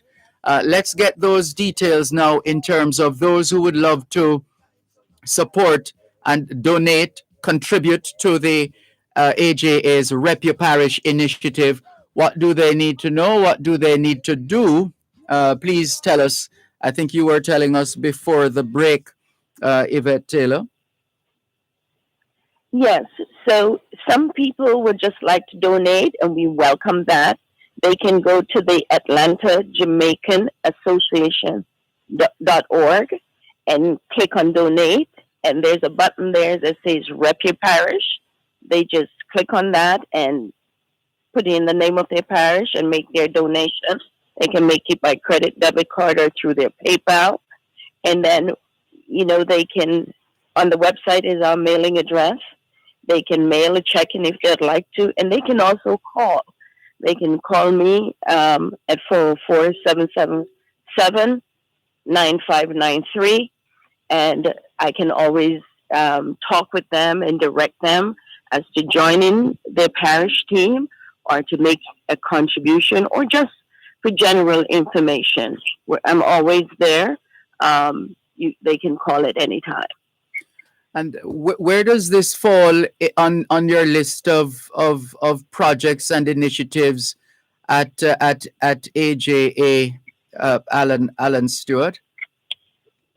This is number one right now. We had the fundraising program last year for the students to get scholarship for that. But this is number one project right now. So the plan is to be going down to these people when they have identified their project, to be AJ will accompany them down along with the CG in Miami, the Consul General in Miami also. He's involved too. Mm-hmm. And we all go down. And the plan is to erect a notice that this was done by the AJ along with Trelawney or Moko. People talk about Moko as the bad place. Moko is always a good place. I don't know whether you always use Moko. But we can say along with people from Moko and the AJ erecting this project on behalf of the people of the committee. So we'll be working hand in hand with them. Once they contribute, we'll get the pot and see how much money we have at this point and how much projects we can do with all that money. And then we'll go down and help them. We'll have police, if we need police protection while we're working the project, that's all guaranteed. And it's all set up properly. Like I said, Miami CG is working to help us to get it done because he also thinks the big project can impact Jamaica. But before I go, Dervan, yes. You and I have been interviewed for a long time. Mm-hmm. Do you have any name?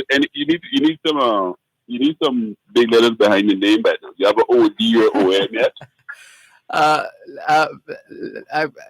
Let's just say people have tried, and I've said to them, hold on, please, no, don't worry about it. But you did this thing so eloquently and so good, and everybody seems to well, you are the Diaspora ambassador anyway, so you're good. You're very good at this, and I think you helped us last year when we did our fundraiser. And I think you coming on with you again today, I'm sure it'll impact a lot of people, and people will be joining in too. That is our hope anyway. Well, you know what I always say, you're the ones doing the heavy lifting. We're just happy to be able to share your work with Jamaica and the world. So, before Mr. Dervan, before you go, I must say happy belated birthday. Thank you. You had a birthday a couple of days ago. On Wednesday, yes. Thank you. Thank you very much. All right. You're welcome. Any more about me, and I won't be able to continue the program. Sorry. Let's leave it here. Thank you both. Thank you very much. We will continue. I'll keep the jingle. I love it. I'll perhaps play it during our weekday program, both sides of the story. And that's another opportunity to talk about the project as well, which we can discuss off air. But in the meantime, thank you so much for the work that you continue to do. And we remain ready, as always, to help you to get the word out there. Thank you, my brother. Thank you so much, Dervan. It was our pleasure. Same here. Likewise. All the best. Alan Stewart and Yvette Taylor of the Atlanta Jamaican Association telling us all about the Rep Your Parish initiative. So time for you to rep your parish if you haven't been contributing, if you haven't been finding ways to to help, to support, to reach those in need in your parish, or to help to rehabilitate, restore, repair, or establish particular facilities that are useful for the people in your parish, spread the word. Spread the word wherever in the world you are listening to us. It's an opportunity to make your contribution to your parish, or your parents' parish, or the parish where you lived in your formative years. Whatever the connection, what a way to celebrate that connection through this Rep Your Parish initiative, which is being driven by the Atlanta Jamaican Association. Well done. We should say hello to Dr. Nicolene Johnson. She's listening to us. She's listening to us. And maybe she's watching as well, because we're streaming live video all over. Thank you very much, Dr. Johnson, for tuning in and joining us. Thank you very much. Let's see. Let's clear a couple of messages quickly. Oh boy, where did all these messages come from? Colette Pinnock, good morning to you. Thanks for tuning in. Elaine A. Coleman, good morning as well. We're fine, thanks. How are you? Dr. Karen Dunkley is very kind in her appellation. Thank you very much. You are too kind. Thank you for your message, Dr. Dunkley. Lorna Foster says, good morning, Sir Dervan and your listeners. Happy Sabbath. Thank you, Lorna Foster. Colette Pinnock telling Elaine Coleman good morning as well. Thank you for joining us. So that's on our Facebook page. And of course, we're on YouTube as well. But let's go to our next segment. We're already behind. Sorry about that.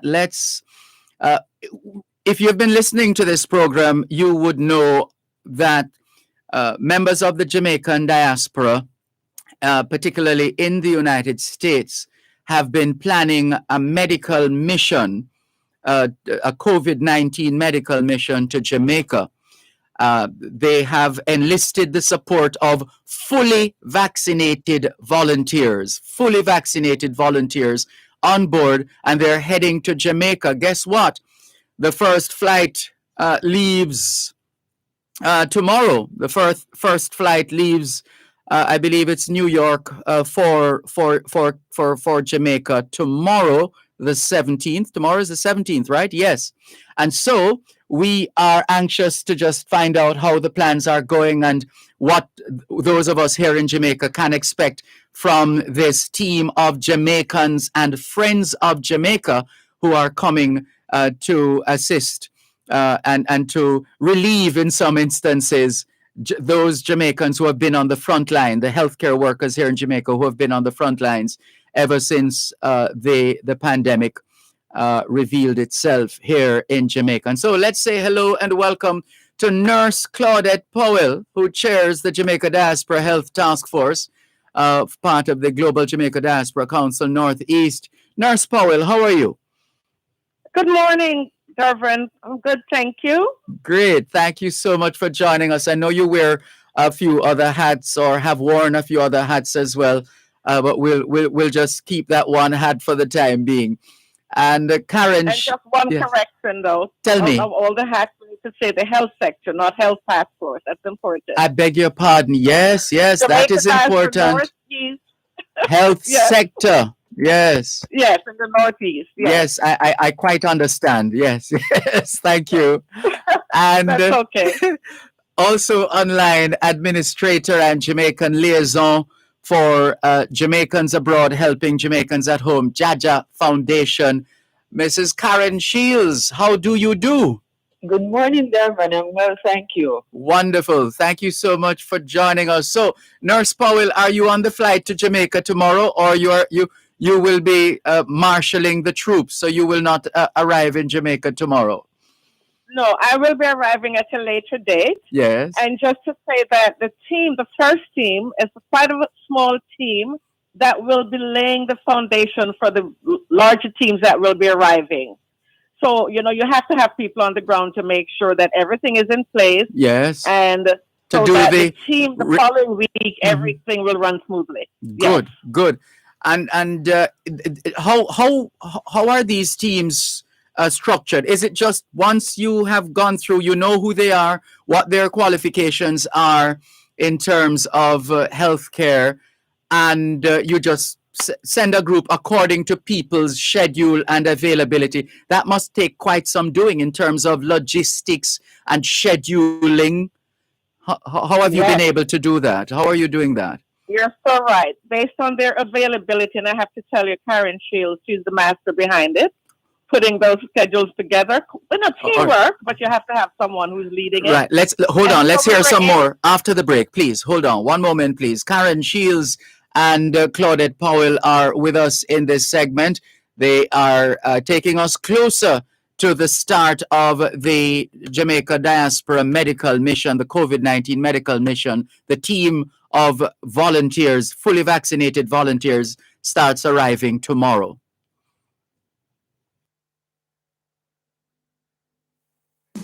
Shop at Stewart's Hardware and Home Center for your business and home improvement. They offer plumbing, electrical, paints, lawn and garden, lumber, cement, and all your remittance needs. Visit 56 Manchester Avenue, Maypen, 82 East Street, Old Harbor, Winston Jones Highway, Mandeville, Longville Park, and Lionel Town. For more information, call 876-986-9100 or 876-745-2478. Stewart's Hardware and Home Center, building values. You're listening to Power 106 FM. The time is now 7:46.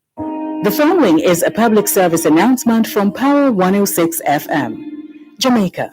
Each wave of the COVID-19 pandemic with the added danger of variants has brought unprecedented pressure on public resources. Our hospitals and healthcare workers at breaking point. Our economy battered, families in mourning, and our children face an uncertain future due to learning loss. In this race against COVID-19, we must stay in it to win it. We must continue using techniques that can help to beat the virus. Follow COVID-19 mitigation measures, including wearing masks, sanitizing, 6 feet of physical distance from others. And on this leg of our relay, we can win with vaccination. These safe and proven vaccines can make the difference against COVID-19. And now that vaccines are in supply, let's get vaccinated so we can get back on track and keep winning. The finish line against COVID-19 is in sight. And with true Jamaican determination, we can all have the victory. Brought to you by your friends at Power 106 FM. So we ain't giving up now. We put up a fight. We got to be ready. Cause start getting traded. Just said, don't you worry. Why, this lockdown, you see? Me miss my Sunday cleaner, you know. So Diane, you never know you could have get the Sunday Gleaner past Saturday. Chef, what you saying to me? Get your Sunday Gleaner this Saturday. Something for everyone. Seeking employment? Grab the Sunday Gleaner. Looking to buy and sell? Get the Sunday Gleaner. More features and new stories. The Sunday Gleaner. Available on Saturday at newsstands or your favorite vendors island-wide. For Sunday deliveries, call or WhatsApp 876-419-5077 or 876-412-3915. Thank God Jeff tell me about this. Me nah leave supermarket and no buy me Sunday Gleaner. The Gleaner, where life unfolds. Here I come. This Heroes Weekend, Fame Frequency blazes the music of our island with our Heroes Salute, featuring music for the heroes of reggae, mixed by the masters, the Captain Colin Hines, DJ Denville, and Donovan Dacus. Special guest performance by Queen Ifrica. Join your host, WSU North Zulu VIP Watch Yourself area, and tune into Fame Frequency on Fame 95 FM, Hits 92 FM, Radio Jamaica 94, RETV, One Spot Media, and Mixcloud at Fame Frequency. No coming in, no spread no rumor, show me no respect. That's Fame Frequency Hero Salute. Saturday, October 16, 9 p.m. to 1 a.m. Powered by Smirnoff Vodka, the world's #1 vodka. Must be 18 years or older to drink. Drink responsibly. Courts. Bringing value home. And the Ministry of Culture, Gender, Entertainment, and Sport.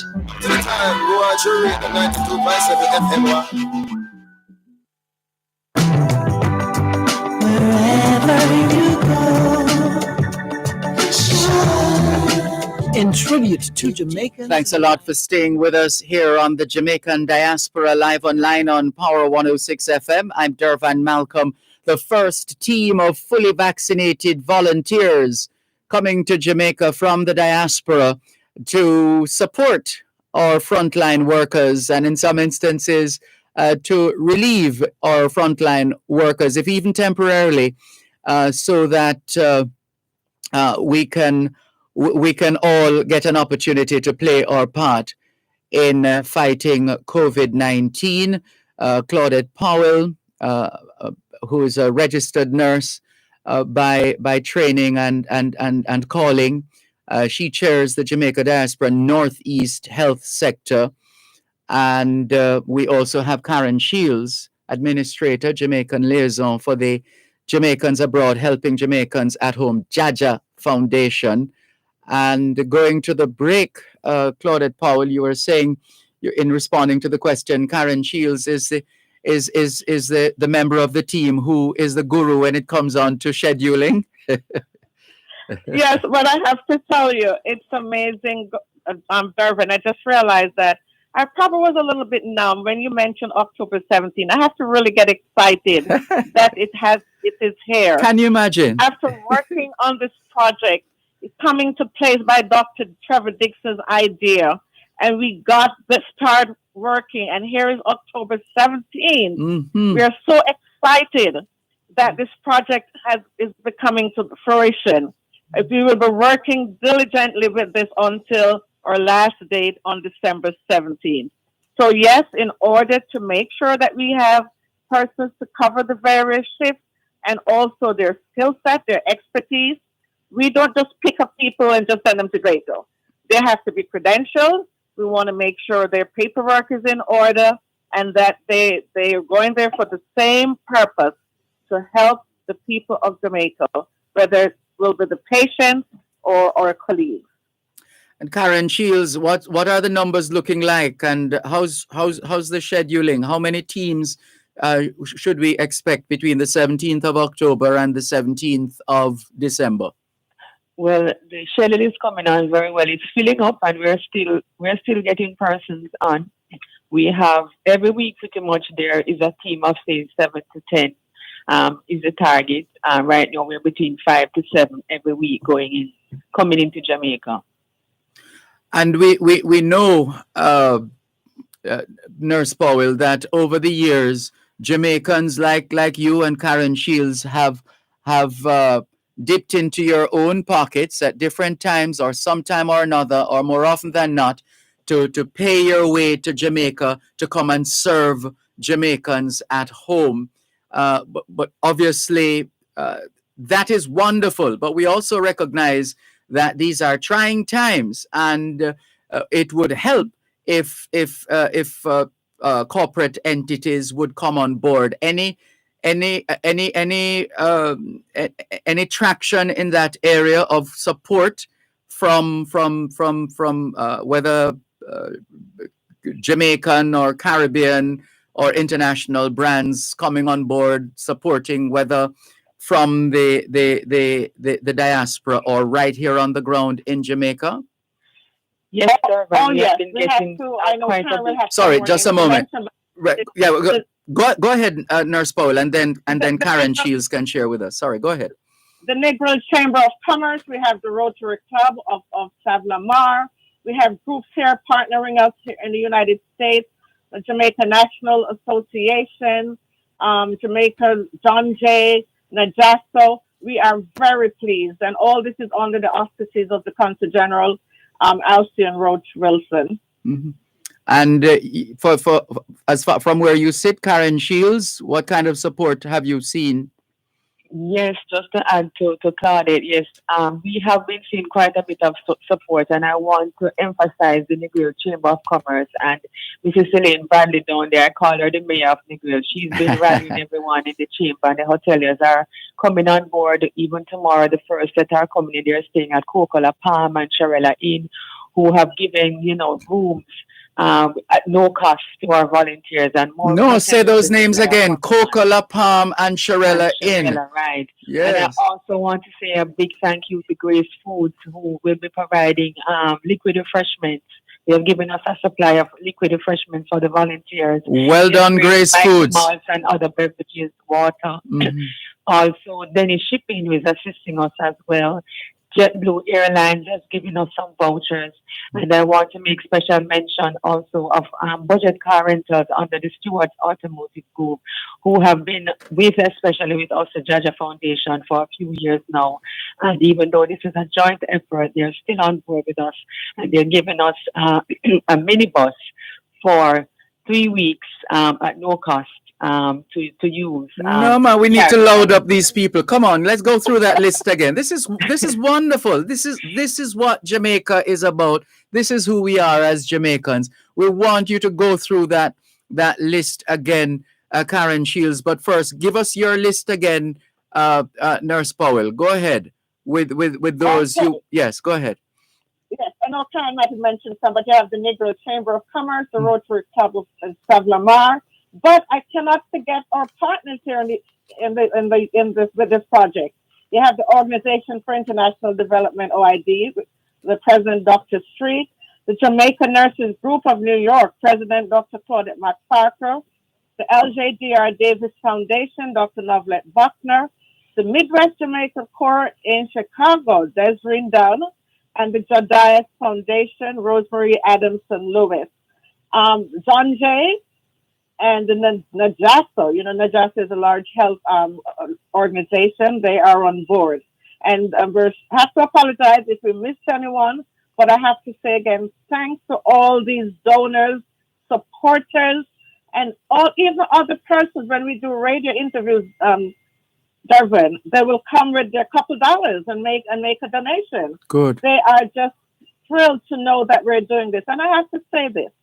As you know, mission is not new to Jamaica, but this one is historic. Yes, it's the first time we've had a pandemic. It's the first time that a special mission is assigned.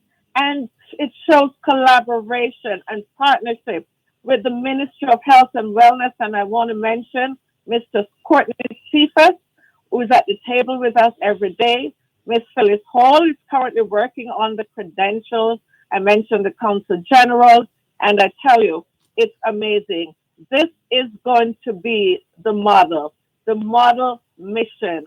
And we're not expecting another pandemic, but we're hoping that we can do a similar mission at other times when we don't have a crisis, that we can get into Jamaica. We can write a proposal like we did this time to the government and specify and show where the need is, and that we have this expertise here, either in the U.S. or wherever in the diaspora. That's what the Global Jamaica Diaspora Council is about. It was established for this type of thing, to identify needs in Jamaica and to work with the government and the various stakeholders so that we can benefit our beloved island of Jamaica. Well said, Karen Shields. Let's go through that list again. So once again, Jamaicans and friends of Jamaica at home and abroad, the first team of fully vaccinated volunteers from the Jamaican diaspora is en route to Jamaica. They're leaving tomorrow for Jamaica, so they should arrive in Jamaica tomorrow as part of the 2021 COVID-19 medical mission. And so Karen Shields has been giving us some good news in terms of additional support other than those mentioned by Nurse Claudette Powell. Karen Shields has been telling us about on-the-ground support here in Jamaica, and also support in the diaspora. And UJA, we're told, has been a big supporter as well Karen Shields, the Union of Jamaican Alumni Associations. Yes, they have been tremendous support for this initiative. I also want to say, again, let me repeat, Budget Car Rentals under the Stewart's Automotive Group have given us a minibus to transport the volunteers to work each day for 3 weeks. So we're grateful for that. JetBlue Airlines has given us vouchers. Dennis Shipping is assisting us with some shipping as well. There's a Rotary Club of Staff, which I know Claudette mentioned. They are really onboarded us and partnering with us as well. They're doing our airport pickups and other things with the group. Tomorrow they'll be there to greet the first advanced team when they come in, and we want to thank them for that. And Grace Foods for liquid refreshments through their Grace Mighty Malt and other refreshments, as well as their water. So we're really appreciative of it. And on the ground, I want to thank also. Hold it on the ground. Let's come back to on the ground. We're going to wrap right after this break, please. You're listening to Power 106 FM. The time is now 8 o'clock in the morning here at Broadcast House, 32 Lyndhurst Road, Kingston 5, St. Andrew, Jamaica, 9 a.m. in New York, New York. Living in the positive. Power Talk on Power 106 FM, finding solutions to the challenges we face in a globalized world. Power Talk, taking talk radio to another level. Join Dr. Herbert Gale on Mondays and Tuesdays and Simon Croskell from Wednesday to Friday as they provide riveting analysis on the issues of the day and speak with stakeholders charged with driving innovation to move Jamaica forward. Tune in for innovative features designed to showcase local developments and highlight how the global issues of the 21st century are being addressed. That's the powerful pair, Dr. Herbert Gale and Simon Croskell on Power Talk, 11 a.m. to 2 p.m. weekdays, right here on Power 106 FM. The Ministry of Health and Wellness invites members of the public to attend a vaccination site Saturday, October 16 to receive their first and second dose of the AstraZeneca and the single dose of the Johnson & Johnson vaccine. The sites are as follows: St. Elizabeth, 11 a.m. to 3 p.m. at the Santa Cruz Health Center, Black River Health Center and the Sandy Bank Primary School. Trelawney, 10 a.m. to 4 p.m. at the Falmouth Health Center, Rio Bueno Health Center, and from 11 a.m. to 4 p.m. at the Albert Town Square. Kingston and St. Andrew, 9 a.m. to 4 p.m. at the St. Joseph's Hospital, Maxfield Park Health Center, Dehaney Park Health Center, and St. William Grant Park. Hanover, 10 a.m. to 4 p.m. at the Lucy Bus Park and the Askanish Health Center. Portland, 9 a.m. to 3 p.m. at the Neville Antonio Park and the Hope Bay Health Center. St. Mary, 10 a.m. to 4 p.m. at the Dover Community Center and Windsor Castle Bible Truth International Assembly. Clarendon, 10 a.m. to 3 p.m. at the Clarendon Municipal Corporation Compound, Spalding Health Center, Thompson Town Health Center, and the Lionel Town Health Center. St. Anne, 9 a.m. to 4 p.m. at the Queen Hythe Health Center, Mount Wadi Primary School, Madras Mobile Unit, Gibraltar Baptist Church, and Sedella Marley Booker Basic 9 Miles Basic School. St. James, 10 a.m. to 4 p.m. at Mega Mart and 10 a.m. to 3 p.m. at the Montego Bay Comprehensive Health Center. Westmoreland, 10 a.m. to 3 p.m. at the Savannah Lamar Health Center, Darliston Health Center, and the White House Health Center. St. Catherine, 10 a.m. to 3 p.m. at the Twickenham Open Bible Church, Linstead Anglican Church, Faith Temple Children's Church, Central Village Community Center, Old Harbor Bay Primary School, St. Jacob Park Health Center, and the Brayton Primary School. St. Thomas, 9 a.m. to 4 p.m. at East Albion, all phases. At Manchester, 9 a.m. to 3 p.m. at the Mandeville Town Center, Christiana Town Center, and Alligator Pond, and from 8:30 a.m. to 3:30 p.m. at H&L Rapid True Value. Persons should take their vaccination card, a government-issued identification, or letter from a justice of the peace to the sites. Let's get vaccinated and get back to life. Wherever you go, in tribute to Jamaicans in the diaspora, wherever you go, you shine. You make us proud. Despite our challenges at home, you never give up on us. Our sincere thanks. Wherever you go, We're wrapping a conversation with two key members involved in the planning, organization, and ultimately execution of the 2021 COVID-19 medical mission.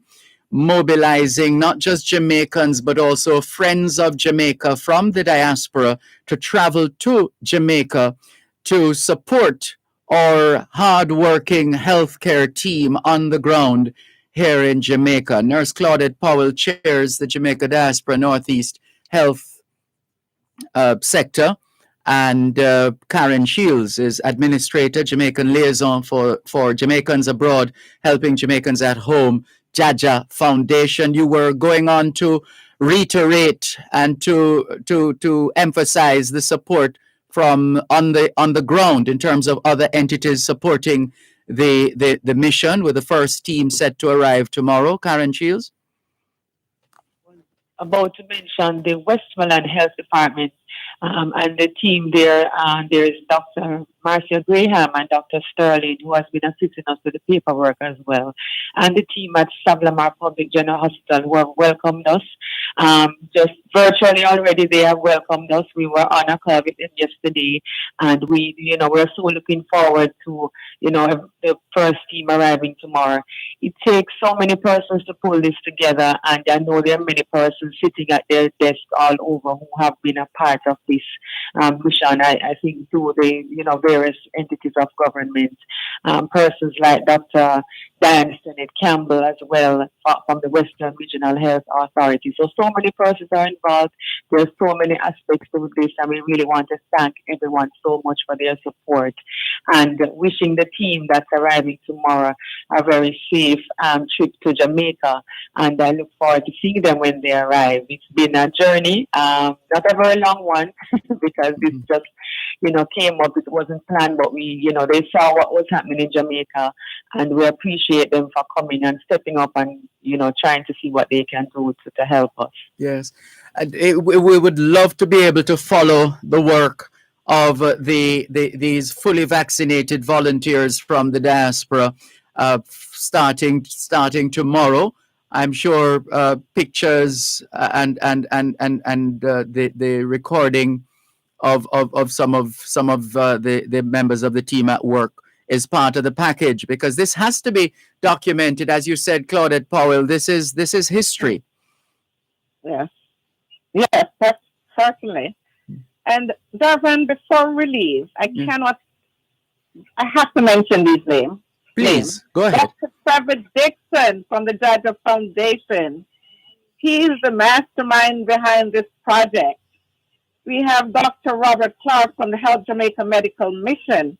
Dr. Gary Rule, who is my co-chair of the Northeast Diaspora Health Sector. Michael Morgan, and those are the lead physicians, and of course several other physicians who are Jamaicans and non-Jamaicans. How can I forget our leader here in the Northeast, Dr. Karen Dunkley, the Global Jamaica Diaspora Council Northeast representative. She is the project leader.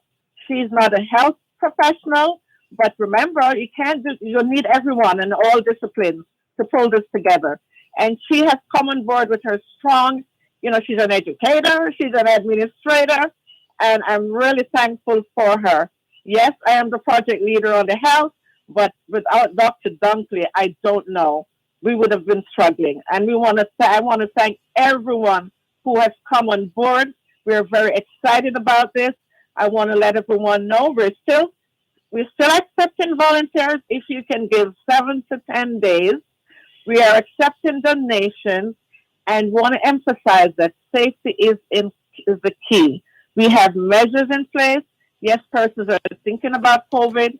We're not going to Jamaica to throw people in just a COVID ward.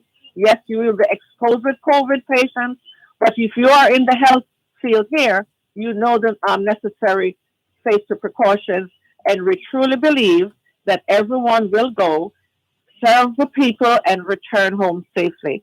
Dervan, can I give some phone numbers? Sure. Okay, to reach out, 516-459-2903, 917-531-3699, 973-449-4852. Call one of those numbers with any questions or comments. We'll be glad to help you. Again, 459 2903, 917 531 3699, 973 449 4852. Well, we can't thank you and the team enough for this tremendous outpouring of support as we continue to battle COVID-19 here in Jamaica. We're going to be checking Jaja Foundation website, Karen Shields, because we know we're likely to see a couple of pictures at some point or another. Yes, definitely. That will come. Right. So we look forward to that. So we'll be in touch, and along the way, we please feel free to share with us, some of the highlights, photos, etc., and we'll be happy to blast them all over our social media pages to inspire the rest of us, to those of us who have been working, to continue working, and those who haven't gotten into the fight yet, the fight against COVID-19. The hope is that we'll be inspired so to do, among other things. Thank you very much, ladies. It's been a pleasure. All the very best. And we'll definitely be talking frequently between now and the 17th of December. Thank you so much, Dervan, and we save the best for last in thanking you and the team at Power 106 for highlighting what is happening and for helping us to reach your audience and persons out there so that they can, give their support to the cause. Thank you so much. Well, you know what? You're welcome. But you know what I always say? You're the ones doing the heavy lifting. We're just happy to be able to share your work with Jamaica and the world. Well done, Karen Shields. Well done, Claudette Powell. All the best. Talk again soon. Thank you. Happy birthday. Thank you. Thank you very much. Right. That was a couple days ago, that birthday, the 13th of October. Thank you. Thank you all so much. It's time for us to move to our next guest. We are loving this so much in terms of the general. There's just so much happening. So much happening. So many people are playing their part at home and abroad. And we get excited. We are inspired. We are energized. We are overwhelmed, and we are grateful. Thank you all so much. You know yourselves at home and abroad who continue to play your part, to paraphrase our national pledge, in advancing the welfare of the whole human race. But we always like to remind ourselves that Parson christening picnic fuss. And if you are offended by that, just remember the instructions before takeoff on an aircraft. Oxygen masks will drop, and when the oxygen masks are exposed, put on your mask first before helping others. And that is our interpretation in this instance of Parson christening picnic fuss. Put on your mask first before helping others. Well done. We are going to the DMV right now, more precisely Washington, D.C., the Jamaica Nationals Association, urging Jamaican students and students of Jamaican heritage. There are scholarships available right now. You need to apply. Get those applications in. If you know of Jamaican students or students of Jamaican heritage who are wherever you are in the United States, here is and more precisely Washington, D.C. Here's the chairperson, Student Outreach and Educational Support, a past president of the Jamaican Nationals. Am I messing up the name? I don't think so. Jamaican Nationals Association, Washington, D.C. I'm so overwhelmed. Help me here, Jennifer Asher. Good morning. How are you? Hello? Yes, hi, good morning, Mr. Malcolm. It's a pleasure to be on your show today. Great. Thank you so much for joining us. Great. Yeah. So let's get to it, because we know that times have been have always been challenging when it comes on to funding tertiary studies, education at the college and university levels.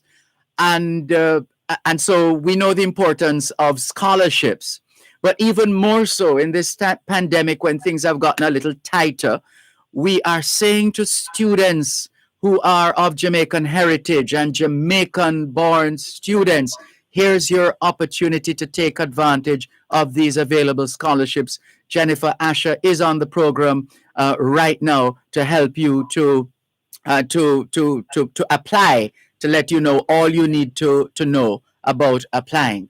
But we're close to the break, Jennifer Asher. I don't want you to start and then we stop you in the middle of it. So hold a moment, please. Let's take the break and come back with more in just a moment. Ideal Finance Corporation, 17 Ripon Road, Kingston 5, offers competitive interest rates on your investments and attractive foreign exchange rates. Call 960-6390-4. The time by Ideal Finance is 8:15 in the morning here at Broadcast House, 32 Lyndhurst Road, Kingston 5, St. Andrew, Jamaica, which means it's 9:15 a.m. in Washington, D.C., in the United States. Shop at Stewart's Hardware and Home Center for your business and home improvement. They offer plumbing, electrical, paints, lawn and garden, lumber, cement, and all your remittance needs. Visit 56 Manchester Avenue, Maypen, 82 East Street, Old Harbor, Winston Jones Highway, Mandeville, Longville Park, and Lionel Town. For more information, call 876-986-9100 or 876-745-2478. Stewart's Hardware and Home Center, building values. Hey, you see, these days, it's good to get straight to the point. Quick and easy. That's why Western Union gives you another way to receive money straight to your bank account with Western Union's direct-to-bank money transfer. Visit a Western Union agent location and sign up now and tell your family and friends to send your next Western Union money transfer directly to your bank account in Jamaica. It's easy. Visit a Western Union location or call our call center at 876-926-2454. Sign up today to receive a money transfer directly to your bank account with ease. With Western Union, moving money for better. The following is a public service announcement from Power 106 FM. Jamaica. Each wave of the COVID-19 pandemic with the added danger of variants has brought unprecedented pressure on public resources. Our hospitals and healthcare workers at breaking point. Our economy battered, families in mourning, and our children face an uncertain future due to learning loss. In this race against COVID-19, we must stay in it to win it. We must continue using techniques that can help to beat the virus. Follow COVID-19 mitigation measures, including wearing masks, sanitizing, 6 feet of physical distance from others. And on this leg of our relay, we can win with vaccination. These safe and proven vaccines can make the difference against COVID-19. And now that vaccines are in supply, let's get vaccinated so we can get back on track and keep winning. The finish line against COVID-19 is in sight. And with true Jamaican determination, we can all have the victory. Brought to you by your friends at Power 106 FM. So we ain't giving up now. We put up a fight. We got to be ready. Cause stocks getting traded. Just said, don't you worry. Dr. Jackie Campbell is on call Wednesday evenings at 8 with Powering Your Health.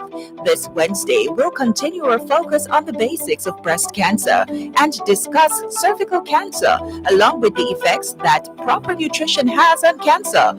Also tune in for an exciting, healthy conversation with Dr. Jackie Campbell as she explores the relationship between prayer and health.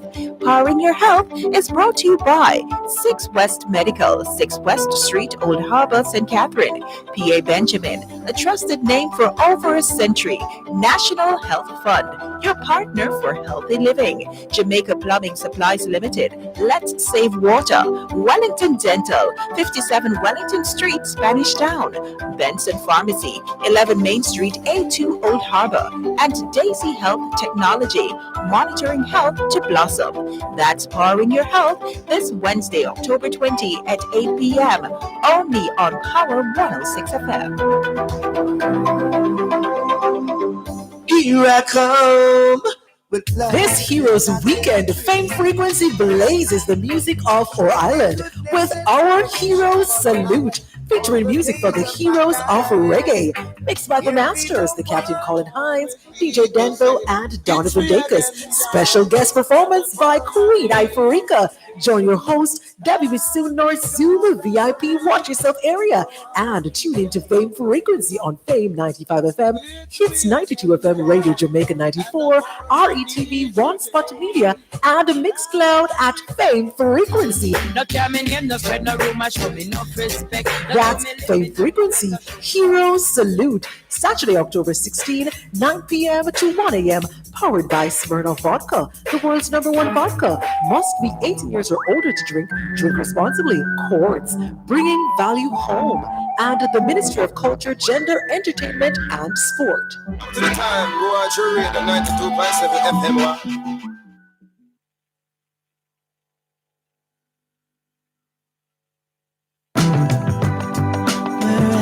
Thanks a lot for staying with us here on the Jamaican Diaspora live online on Power 106 FM. Still streaming live on the Gleaners website, go-jamaica.com. Live on your smart devices all over the world. Jennifer Asher chairs the Student Outreach and Educational Support component of the Jamaican Nationals Association based in Washington, D.C. She's also a past president of that association, and she is here to continue to urge students of Jamaican heritage, Jamaican students. Scholarships are available. Here's your opportunity to take full advantage. And we're just going to go straight to Jennifer Asher right now for her to tell us about these opportunities, these scholarship opportunities. Hi again, Jennifer Asher. Please take it away. Okay, good morning, everyone out there. I just wanted to give a brief information about Jamaican Nationals Association. We're a 501c3 tax-exempt nonprofit organization. Our mission is to unite persons of Jamaican heritage and friends of Jamaica to maintain and promote Jamaican culture and heritage, and to provide educational and charitable support to persons of Jamaican heritage in the Washington, D.C. metropolitan area and other U.S. Jamaican communities and in Jamaica. And our president is Dr. Elaine Knight, and our vice president is Dr. Noel Godfrey. Our scholarship award, the deadline was originally October the 15th, but this has been deadline extended to Thursday, October 21st.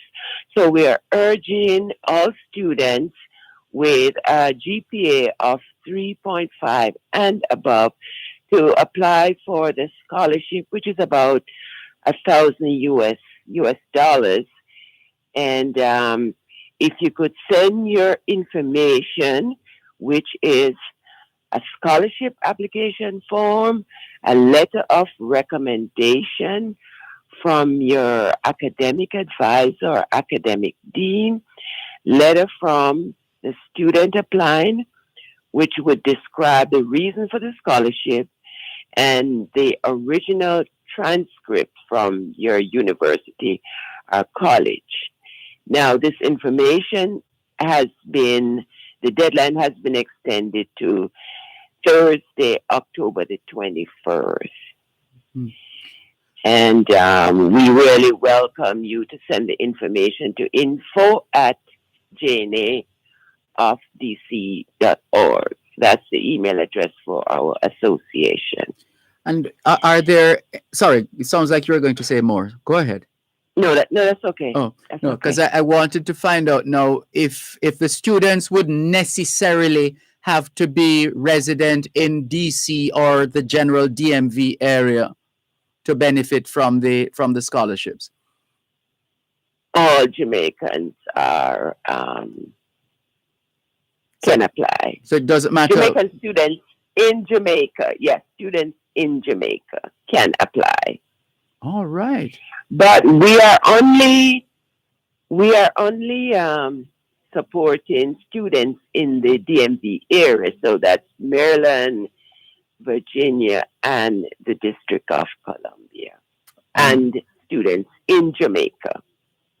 That is quite clear. And once you get those submissions by, you said the 21st?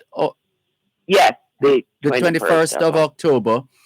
You and the team now would go through and yes, what are you looking for those who are listening and maybe they're excited, maybe family members have told their cousins or other relatives, say, hey, apply for one of these scholarships being offered by the Jamaican Nationals Association in Washington, D.C. What are you looking for? In terms of making that ultimate decision as to who gets one of these scholarships? Okay, we are looking for students that are in financial need. And basically, the amount of the award, it will assist with indirect costs associated with the students' educational endeavors, such as books, supplies, small personal needs. And I know there's a lot of talented students out there, but then they're having financial hardship. So those are the type of students that we're looking for. And the student would have to have a grade GPA of 3.5 and above. I see. Useful information. Yes, go ahead. Yeah. And our program also includes leadership development. And we have leadership seminars every year, once or twice a year. So that will also, and actually, our last two leadership seminars, they were done using Zoom. Mm-hmm. So that would really be helpful to the student to have that exposure to leadership development. So we have highly skilled speakers that give presentation on these topics. Mm-hmm. And then ultimately you'll get around to actually presenting, whether virtually or otherwise, the scholarships. Well, we would present the scholarship on November the 6th. So the program is on November the 6th from 6 until 7:30 p.m. Mm-hmm. And at some stage after the applications are reviewed, we would have to meet the students online, and then we would do the award on November the 6th. Oh, I see. Virtual. It's a virtual Right. presentation. Indeed, that's the time that's the era we're living in now. When a lot of these the virtual era. Yes. Right. So now the other, you don't normally stipulate in terms of the area of study. Do you make any such stipulation? No. Any Mm-hmm. area of study is accepted. And sorry, go ahead. No, whether it be the person working on a bachelor's or a master's, it's okay. And does it matter? Sorry, go ahead. Yeah. Does it matter what? Does it matter where in their studies they are, whether first year, second year? No, it doesn't matter. Right. No. Mm-hmm. Doesn't matter. Right. Very good. Very good. Well, students out there listening, once again, they must be Jamaicans or of Jamaican heritage, correct? And you said students in Jamaica can apply. Yes, definitely. Mm-hmm. Definitely. And of course, go ahead. Yeah, and if students could just remember to send the information to our email address, info@jnaofdc.org. That would be appreciated. info@jnaofdc.org. So young people out there and parents and guardians and family members, please share this email address with your family, your fellow family members, though especially those who are in need. That's important. Those who demonstrate that there is a need. They are in need of one of these scholarships. Naturally, they have to fulfill the other criteria in terms of their grade point average and so on. But they very importantly must be in need. Info at jnaofdc.org. That's INFO, info at, you know that at sign, yes, jnaofdc.org. Info at jnaofdc.org. And that's the window for you to and the door, I dare say, for you to walk right in and give yourself an opportunity to walk away with one of these scholarships. We want to congratulate you on the work that you continue to do. But what about those of us on the other end, Ms. Asher, who would love to make a contribution towards supporting more scholarships? Let's talk about that after the break, please. You contribute directly to Jamaica's national development when you pay your customs duties. Let's all do our part in keeping the wheels of our economy turning. The time by the Jamaica Customs Agency is 8:30. The following is a public service announcement from Power 106 FM. Jamaica. Each wave of the COVID-19 pandemic, with the added danger of variants, has brought unprecedented pressure on public resources. Our hospitals and healthcare workers at breaking point. Our economy battered, families in mourning, and our children face an uncertain future due to learning loss. In this race against COVID-19, we must stay in it to win it. We must continue using techniques that can help to beat the virus. Follow COVID-19 mitigation measures, including wearing masks, sanitizing, 6 feet of physical distance from others, and on this leg of our relay, we can win with vaccination. These safe and proven vaccines can make the difference against COVID-19. And now that vaccines are in supply, let's get vaccinated so we can get back on track and keep winning.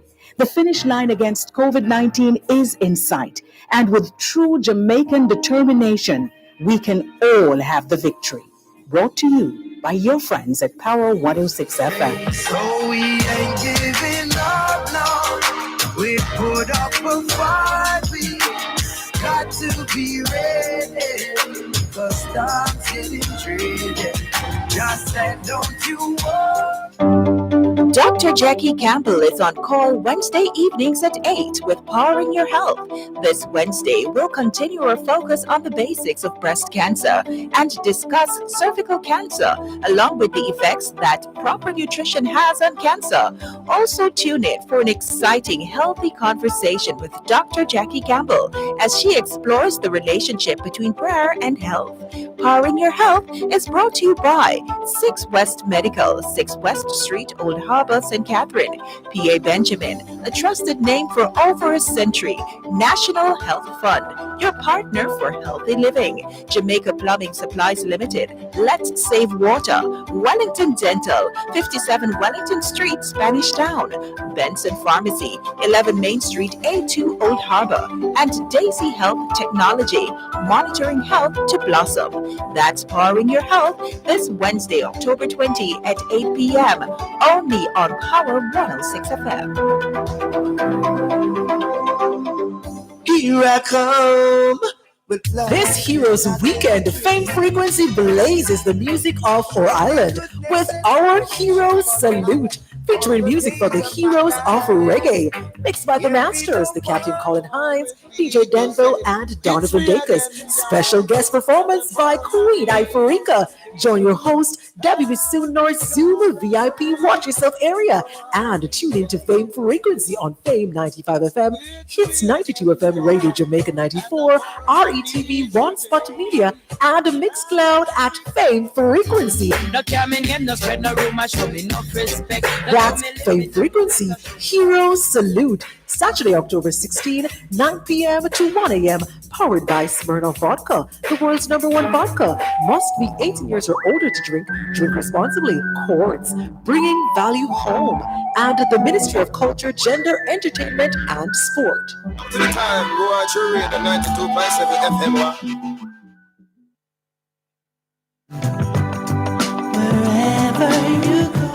Thanks a lot for staying with us here on the Jamaican Diaspora live online on Power 106 FM. I'm Dervan Malcolm. We're getting ready to wrap our conversation with Jennifer Asher, who chairs Student Outreach and Educational Support with the Jamaican Nationals Association based in Washington, D.C. She's also a past president, and she has been using the opportunity to urge Jamaican students and students of Jamaican heritage to apply for scholarships that are available. The deadline has been extended to the 21st of October. You have until the 21st of October, but don't leave it to the last minute. And if you have heard already, if you have the information already, then you know what to do in terms of preparing yourself and sending the email to info@jnaofdc.org. That's info@jnaofdc.org. And we wanted to also give Jennifer Asher the opportunity to make an appeal and to generally encourage those listening at home and abroad to support, as draw their attention to the fact that here's another opportunity to support education, and by extension Jamaica, and by extension the world. Once you educate a Jamaican, you're educating the world in more ways than one. And so here's your opportunity to make a contribution as well to the Jamaican Nationals Association based in Washington, D.C., so that they can support even more students by offering even more scholarships. Right, Jennifer Asher? Yes, it is. And I also would like to note that the scholarship forms and application forms, they're on our website at www.jnaofdc.org. So once again, listeners, so that's www.jnaofdc.org. That's jnaofdc.org. That's the website. The forms are on the website, and further information that you'll need on the website. And for those who would like to contribute now to the cause, Ms. Asher, what do they need to know, or what do they need to do? Okay. Anyone that's interested in becoming a sponsor or contributing towards the cause, they can go to our website where we have a PayPal account, and they can use their credit card to make a payment. We also have a Zelle account, and payments can be sent to email info@jnaofdc.org. Sounds good. We trust that those who needed to hear this have indeed heard and will act accordingly on both sides, both those on the side of longer than usual wait time. of We giving. apologize. Oops. Those who are on the side of making a contribution, and of course the students who will stand to benefit. Thank you very much, Jennifer Asher, and all the success to you and the team at the Jamaican Nationals Association in Washington, D.C. We are sure we'll have reason to speak again pretty soon. Thank you for having me. It's been a pleasure. Thank you so much. All the best. Take care. You're Jennifer welcome. Asher, chairperson of the with responsibility for student outreach and educational support for the Jamaican Nationals Association based in Washington, D.C.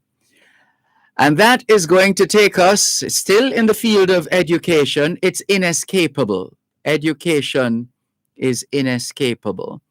the Union of Jamaican Alumni Associations, UJA, partnering with Caribbean eBook to provide Learn It Bit tablets for primary schools in Jamaica.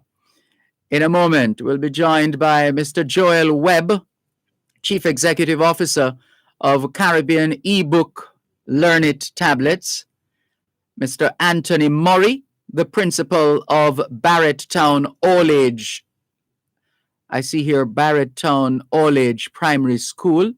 Let's see if that stands by the time Mr. Murray gets on to confirm if it's primary all age. Yeah, I've never seen it like this before. Barretttown All Age Primary School. Let's see. And also Evelyn Godden. Evelyn Godden is president of the New Day School Alumni Association New York chapter. And she's also a director of the Union of Jamaican Alumni Association, of Alumni Associations, UJA. Good morning, Evelyn Godden. Good to talk with you again. How are you? I'm doing well, Mr. Malcolm. Good morning. Thanks for having me. It's a pleasure. Anthony Murray, welcome. Hello, good morning. Thanks very much. Thanks for having me as well. A pleasure. And your school is Barretttown All Age Primary? Barretttown All Age. Oh, okay. I was wondering. Technically, it is a primary school anyway, but the name is Barretttown All Age. I figured as much. Thank you very much for that. And let's welcome as well the CEO of Caribbean eBook Learn It tablets, Mr. Joel Webb. How are you?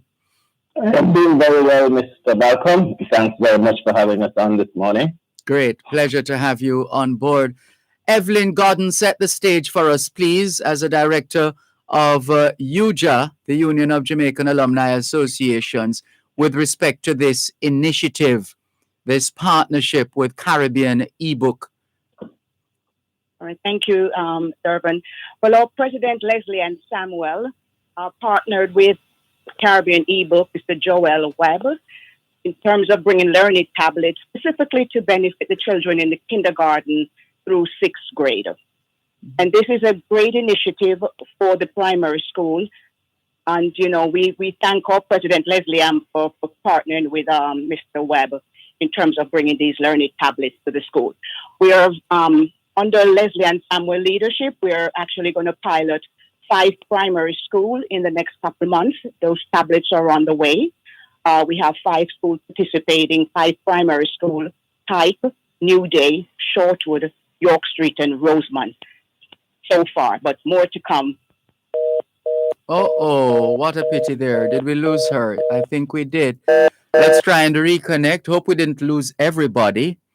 In the meantime, then, let's have a word with Joel Webb on Caribbean eBook, the Learn It.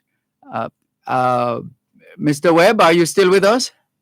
I am there still with you. Right. So the name of the company, help us now. So it's Caribbean. It's Caribbean eBook, and the name of the product is Learn It. Got you. Right. So give us some background on Caribbean eBook, please. Okay. Caribbean eBook was developed by a number of Caribbean educators, technologists, and business people who came together and recognized that there was a problem taking place with our youngsters who were having difficulties even learning to read, never mind doing math and other subjects that they really need to be mastering at a very young age. So we came together to address this problem, and thus we've developed Learn It from the company Caribbean eBook Limited. So this is a Caribbean creation. Is that what you're telling us? Yes, it was specifically developed to help one student at a time from kindergarten to sixth grade, working at his or her own pace to build a strong education foundation. As you would realize, this tablet comes with 192 full version applications at a cost for the applications, if you were to look at them, look at the retail value of those applications, they would be something like $800. But yet we were able to work through a process with our team, our management team, and our technology team to come up with a very affordable tablet for our children in the Caribbean. And we've been supported a lot by a number of people who are very concerned about the situation there. No, I'm so delighted that the fact that it is a Caribbean creation, because invariably, people moan about the fact that we don't produce enough, we don't create enough of or what we need in the region, and so it's very encouraging to learn of Caribbean ebook operating right here in the region. Excellent.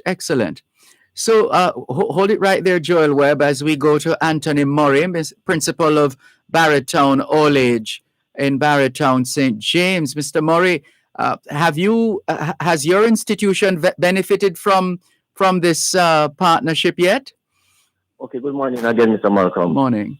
Yes, I benefited, but not at Barretown All Age. I was at another school, Porto, coming to Barretown. So I was at East Primary School in St. James here. And in 2014, I met Mr. Webb and I was introduced to the learning tablets.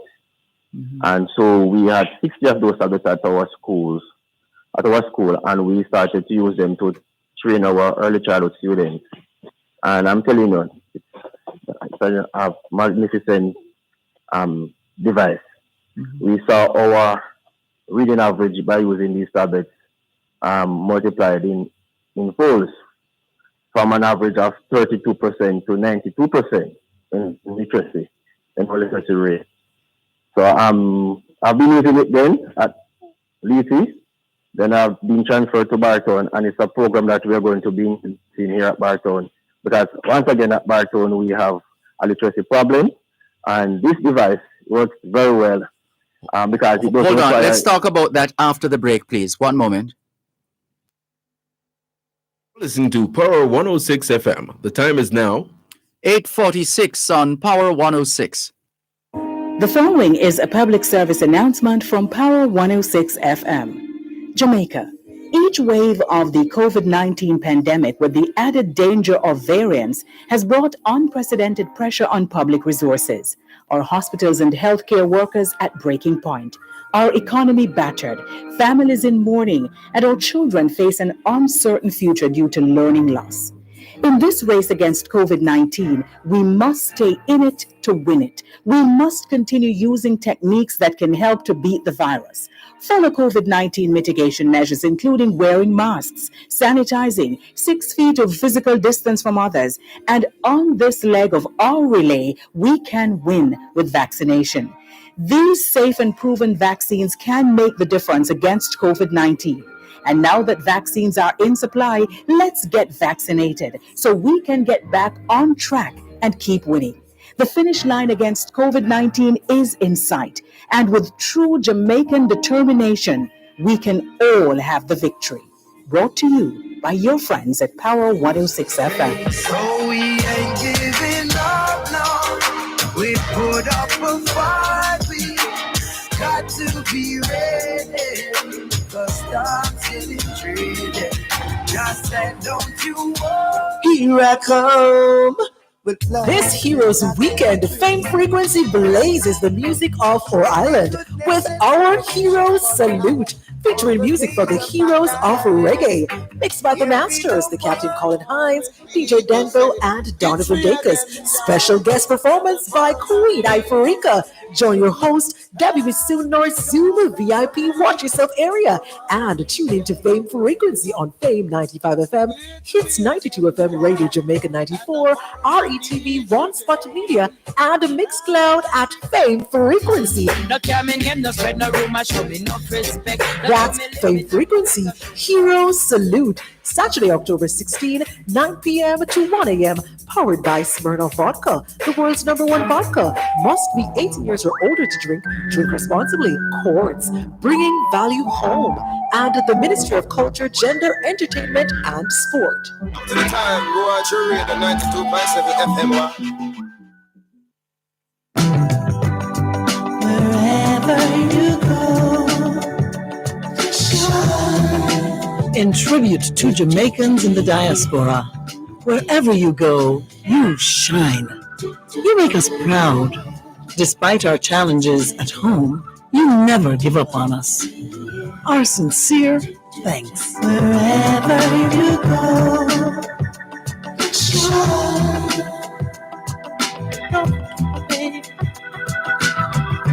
Thanks a lot for staying with us here on the Jamaican Diaspora Live Online on Power 106 FM. I'm Dervan Malcolm. We're featuring the partnership between the Union of Jamaican Alumni Associations based in New York, UJA, and Caribbean eBook, and in particular their Learn It tablets. Anthony Murray is principal of Barretown All Age in Barretown, St. James. He is familiar with the Learn It tablets. The school where he served previously, Lethe All Age School, they were beneficiaries of these tablets, and he's now looking to have the Learn It tablets at Barretown All Age. Ms. Evelyn Godden is one of the directors of the Union of Jamaican Alumni Associations, UJA, and she has given us the background to this initiative. Joel Webb is the Chief Executive Officer of Caribbean eBook, and he has also been giving us some background. I think just before we took the break, Mr. Murray, you were on the topic of literacy and the benefit of using the Learn It tablets for in helping these impressionable children in as far as literacy and related subjects are concerned. Yes, I was. Please continue. Yes, and I was saying one of the beauty about the Learn It tablets I found to be one is the content here is related to our Jamaican curriculum. So it is aligned to our curriculum, so the students can actually associate with the activities that are on the tablet. Secondly, the tablet doesn't require, the application on the tablet doesn't require internet connection. So whether the school is able to access internet or not, the students are able to utilize the applications to enhance their teaching and learning, to enhance the teaching and learning process. And these are some of the attributes about the tablet why I really like it. Because it's so most rural schools, for example, when I was at least, we had issues with internet. And having these tablets in our school, we were able to access these activities, these applications without the use of internet. And so that doesn't hinder the process of having the students, even though tablets have the ability to use internet. And so we were able to use this tablet and teach our students, improve their literacy, improve their reading. And so it's a tablet that I've actually embarked, and I'm in the process now of implementing a similar program at Barretown to help these students see when these assistants, especially at a time like this when we have COVID-19 and face-to-face classroom, face-to-face teaching is not allowed. Yes.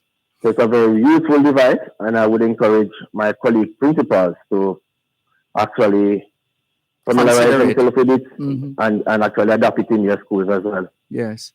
Yeah, true. In fact, Joel Webb, we want you now to tell us more. Just give us the specs of the Learn It tablets. What separates the elements that separate these tablets from any other tablets out there on the market? Okay. Learn It is designed with 192 full version interactive hands-on application. And it only requires that the children using Learn It take 4 simple steps. And these 4 simple steps will help them to learn at their own pace. And also have fun learning. Because these are hands-on interactive applications. Now here's how it works, Mr. Malcolm. If a student needs to learn to read, basically what they would do is to find the reading app, right? Click on the app, open the app, follow the audio, follow the instructions, the audio instructions, and do exactly what they're required to do. Sorry, before you go on, what age group are we talking here? Well, we're looking at kindergarten through grade 6. Got you. Kindergarten through grade 6. Yes. Because what we're trying to do here is to build a foundation on which these children can grow and learn. Because as you know, you can't build a foundation.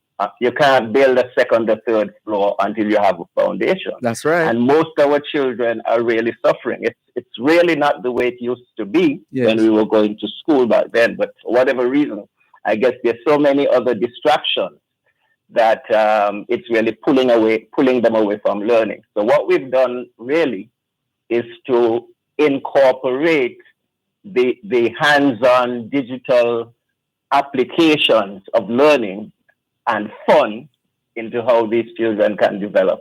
And as Mr. Murray and other principals around the region would tell you that they're having great success. For instance, I can tell you about a school in Trinidad where they were on academic watch, which meant that school would have closed because they were having real problems with reading, writing, arithmetic, the basics. And within a year and a half, that school went from being on academic watch to number 1 in their division and number 4 across the island of Trinidad and Tobago. I hope So you these I are the hope kind you of have things made that- a lot of noise about that. That is major. That is significant. And it is no different to what Mr. Murray just explained about his experience at his school, where they went from very low levels of literacy and being able to use math and science to where the school has grown. So that's really what Caribbean eBook Learn It program is all about. And the great thing about this is that you can learn all of this without going on the internet, because everything is built into the Learn It tablet, even though it has access to the internet. Which comes in so handy, especially in I mean, it's not unique to our region or our country, but boy, the internet service providers sometimes give us a real headache. So this is useful that if our children have Learn It tablets, they won't have to worry about internet issues. So then, Evelyn Gordon, this is godsend, isn't it? These tablets. I would imagine UJA would want to get more of these tablets in the hands of our children. Evelyn Gordon, are you there? I'm here. Right. Can you hear me? Yeah, hearing you now. Can you hear me? Yes, hearing you now. Okay, great. Yes, this is a great opportunity for the UJA organization. As I mentioned earlier, Leslie, in partnership with the Learn It tablets under Mr. Webb leadership is specifically to benefit the kids from kindergarten to grade 6. And we have 5 schools from UJA that's participating in this project: Pike, New Day, Shortwood, York Street, and Rosemont. The principals that we have actually participated in the Learn It presentation have positive feedback. Oh no, not again. Not again. It looks like we need to get Caribbean eBook to create a special connections for us, phone connections, so that we're doing.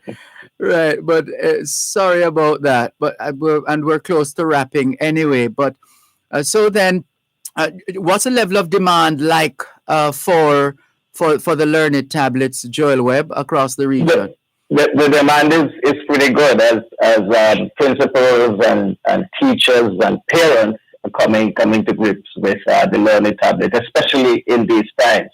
And Learn It tablet is not really it's not only for the slow student. It is really for all of our students. But I think what Ms. Gordon was saying is that their president at UJA, Ms. Samuel, herself and Mr. Wilson and their team got involved with a number of principals in Jamaica. We sent them tablets and they gave very positive feedback and the righter way, so to speak, for user to move forward with the program. So that is where we are now. We're looking to very, very positive results from this Good initiative. And Anthony Murray, how close to receiving your tablets at your Learn It tablets at Barretown All Age are you? We are about 4 weeks out of receiving soon, because Dervan and I have been communicating on a regular basis to ensure that Barretown benefits from this initiative. As I said to you before, it's something that I know works, and we're looking forward to partnering with Mr. Webb and partnering so we can actually help our students who really need to be helped. And sorry, we haven't been able to reconnect with Evelyn Gordon, but we're out of time now. Gentlemen, thank you so much. This is great news, and we hope it will continue to spread right across the region. Well done, Joel Webb, to you and your team, and all the very best to you, Anthony Murray, and your students at Barretown All Age. Thanks so much. It's been Thanks a pleasure. very much for having us. You're welcome. Thank you very much, Joel Webb, Chief Executive Officer, Caribbean eBook. They are responsible for the Learn It tablets. And also you heard from Anthony Murray, Principal of Barretown All Age in St. James. And sorry, the connection wasn't good to us, wasn't kind to us today. The connection with Evelyn Gordon, President, New Day School Alumni Association, New York, and the Director of the Union of Jamaican Alumni Associations, UJA. We're out of time. Thanks, everybody, our guests, our listeners and viewers, and indeed the team of Celise Pinnock and Chandel Forbes doing technical and production duties. Please continue to be safe and be careful. Power 106 FM just presented the Jamaican Diaspora live online.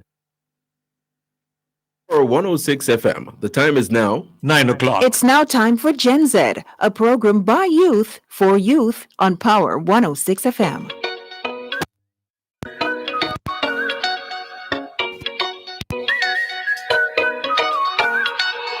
Hi everyone, welcome to another episode of Gen Z. This is your space. Thank you so much for tuning in on Power 106 and on Television Jamaica. And of course, remember you can tune into old episodes on onespotmedia.com. Of course, remember our handles are at Damullings on Instagram. And at Chadachi_JM. All right, cool. So Chad, what are we talking about today? So today, Daniel, of course, we couldn't have the season progress without talking about COVID-19 and its impact on young people. Today we're going to be talking about the COVID-19 measures, and we're going to be talking about vaccinations. Very important topic. So what we're looking at today then is a national response to COVID-19 and what our young people think about it. Yeah. So, but let me ask you though, have you been vaccinated, and why do you make that decision to get vaccinated? So I am vaccinated, both shots, I know it's not a trend to be asking persons, are you vaccinated, are you not? And there's this whole concept and idea of the vaccinated versus the unvaccinated. Yeah, kind of like apartheid. No, honestly, it's a bit interesting to watch just from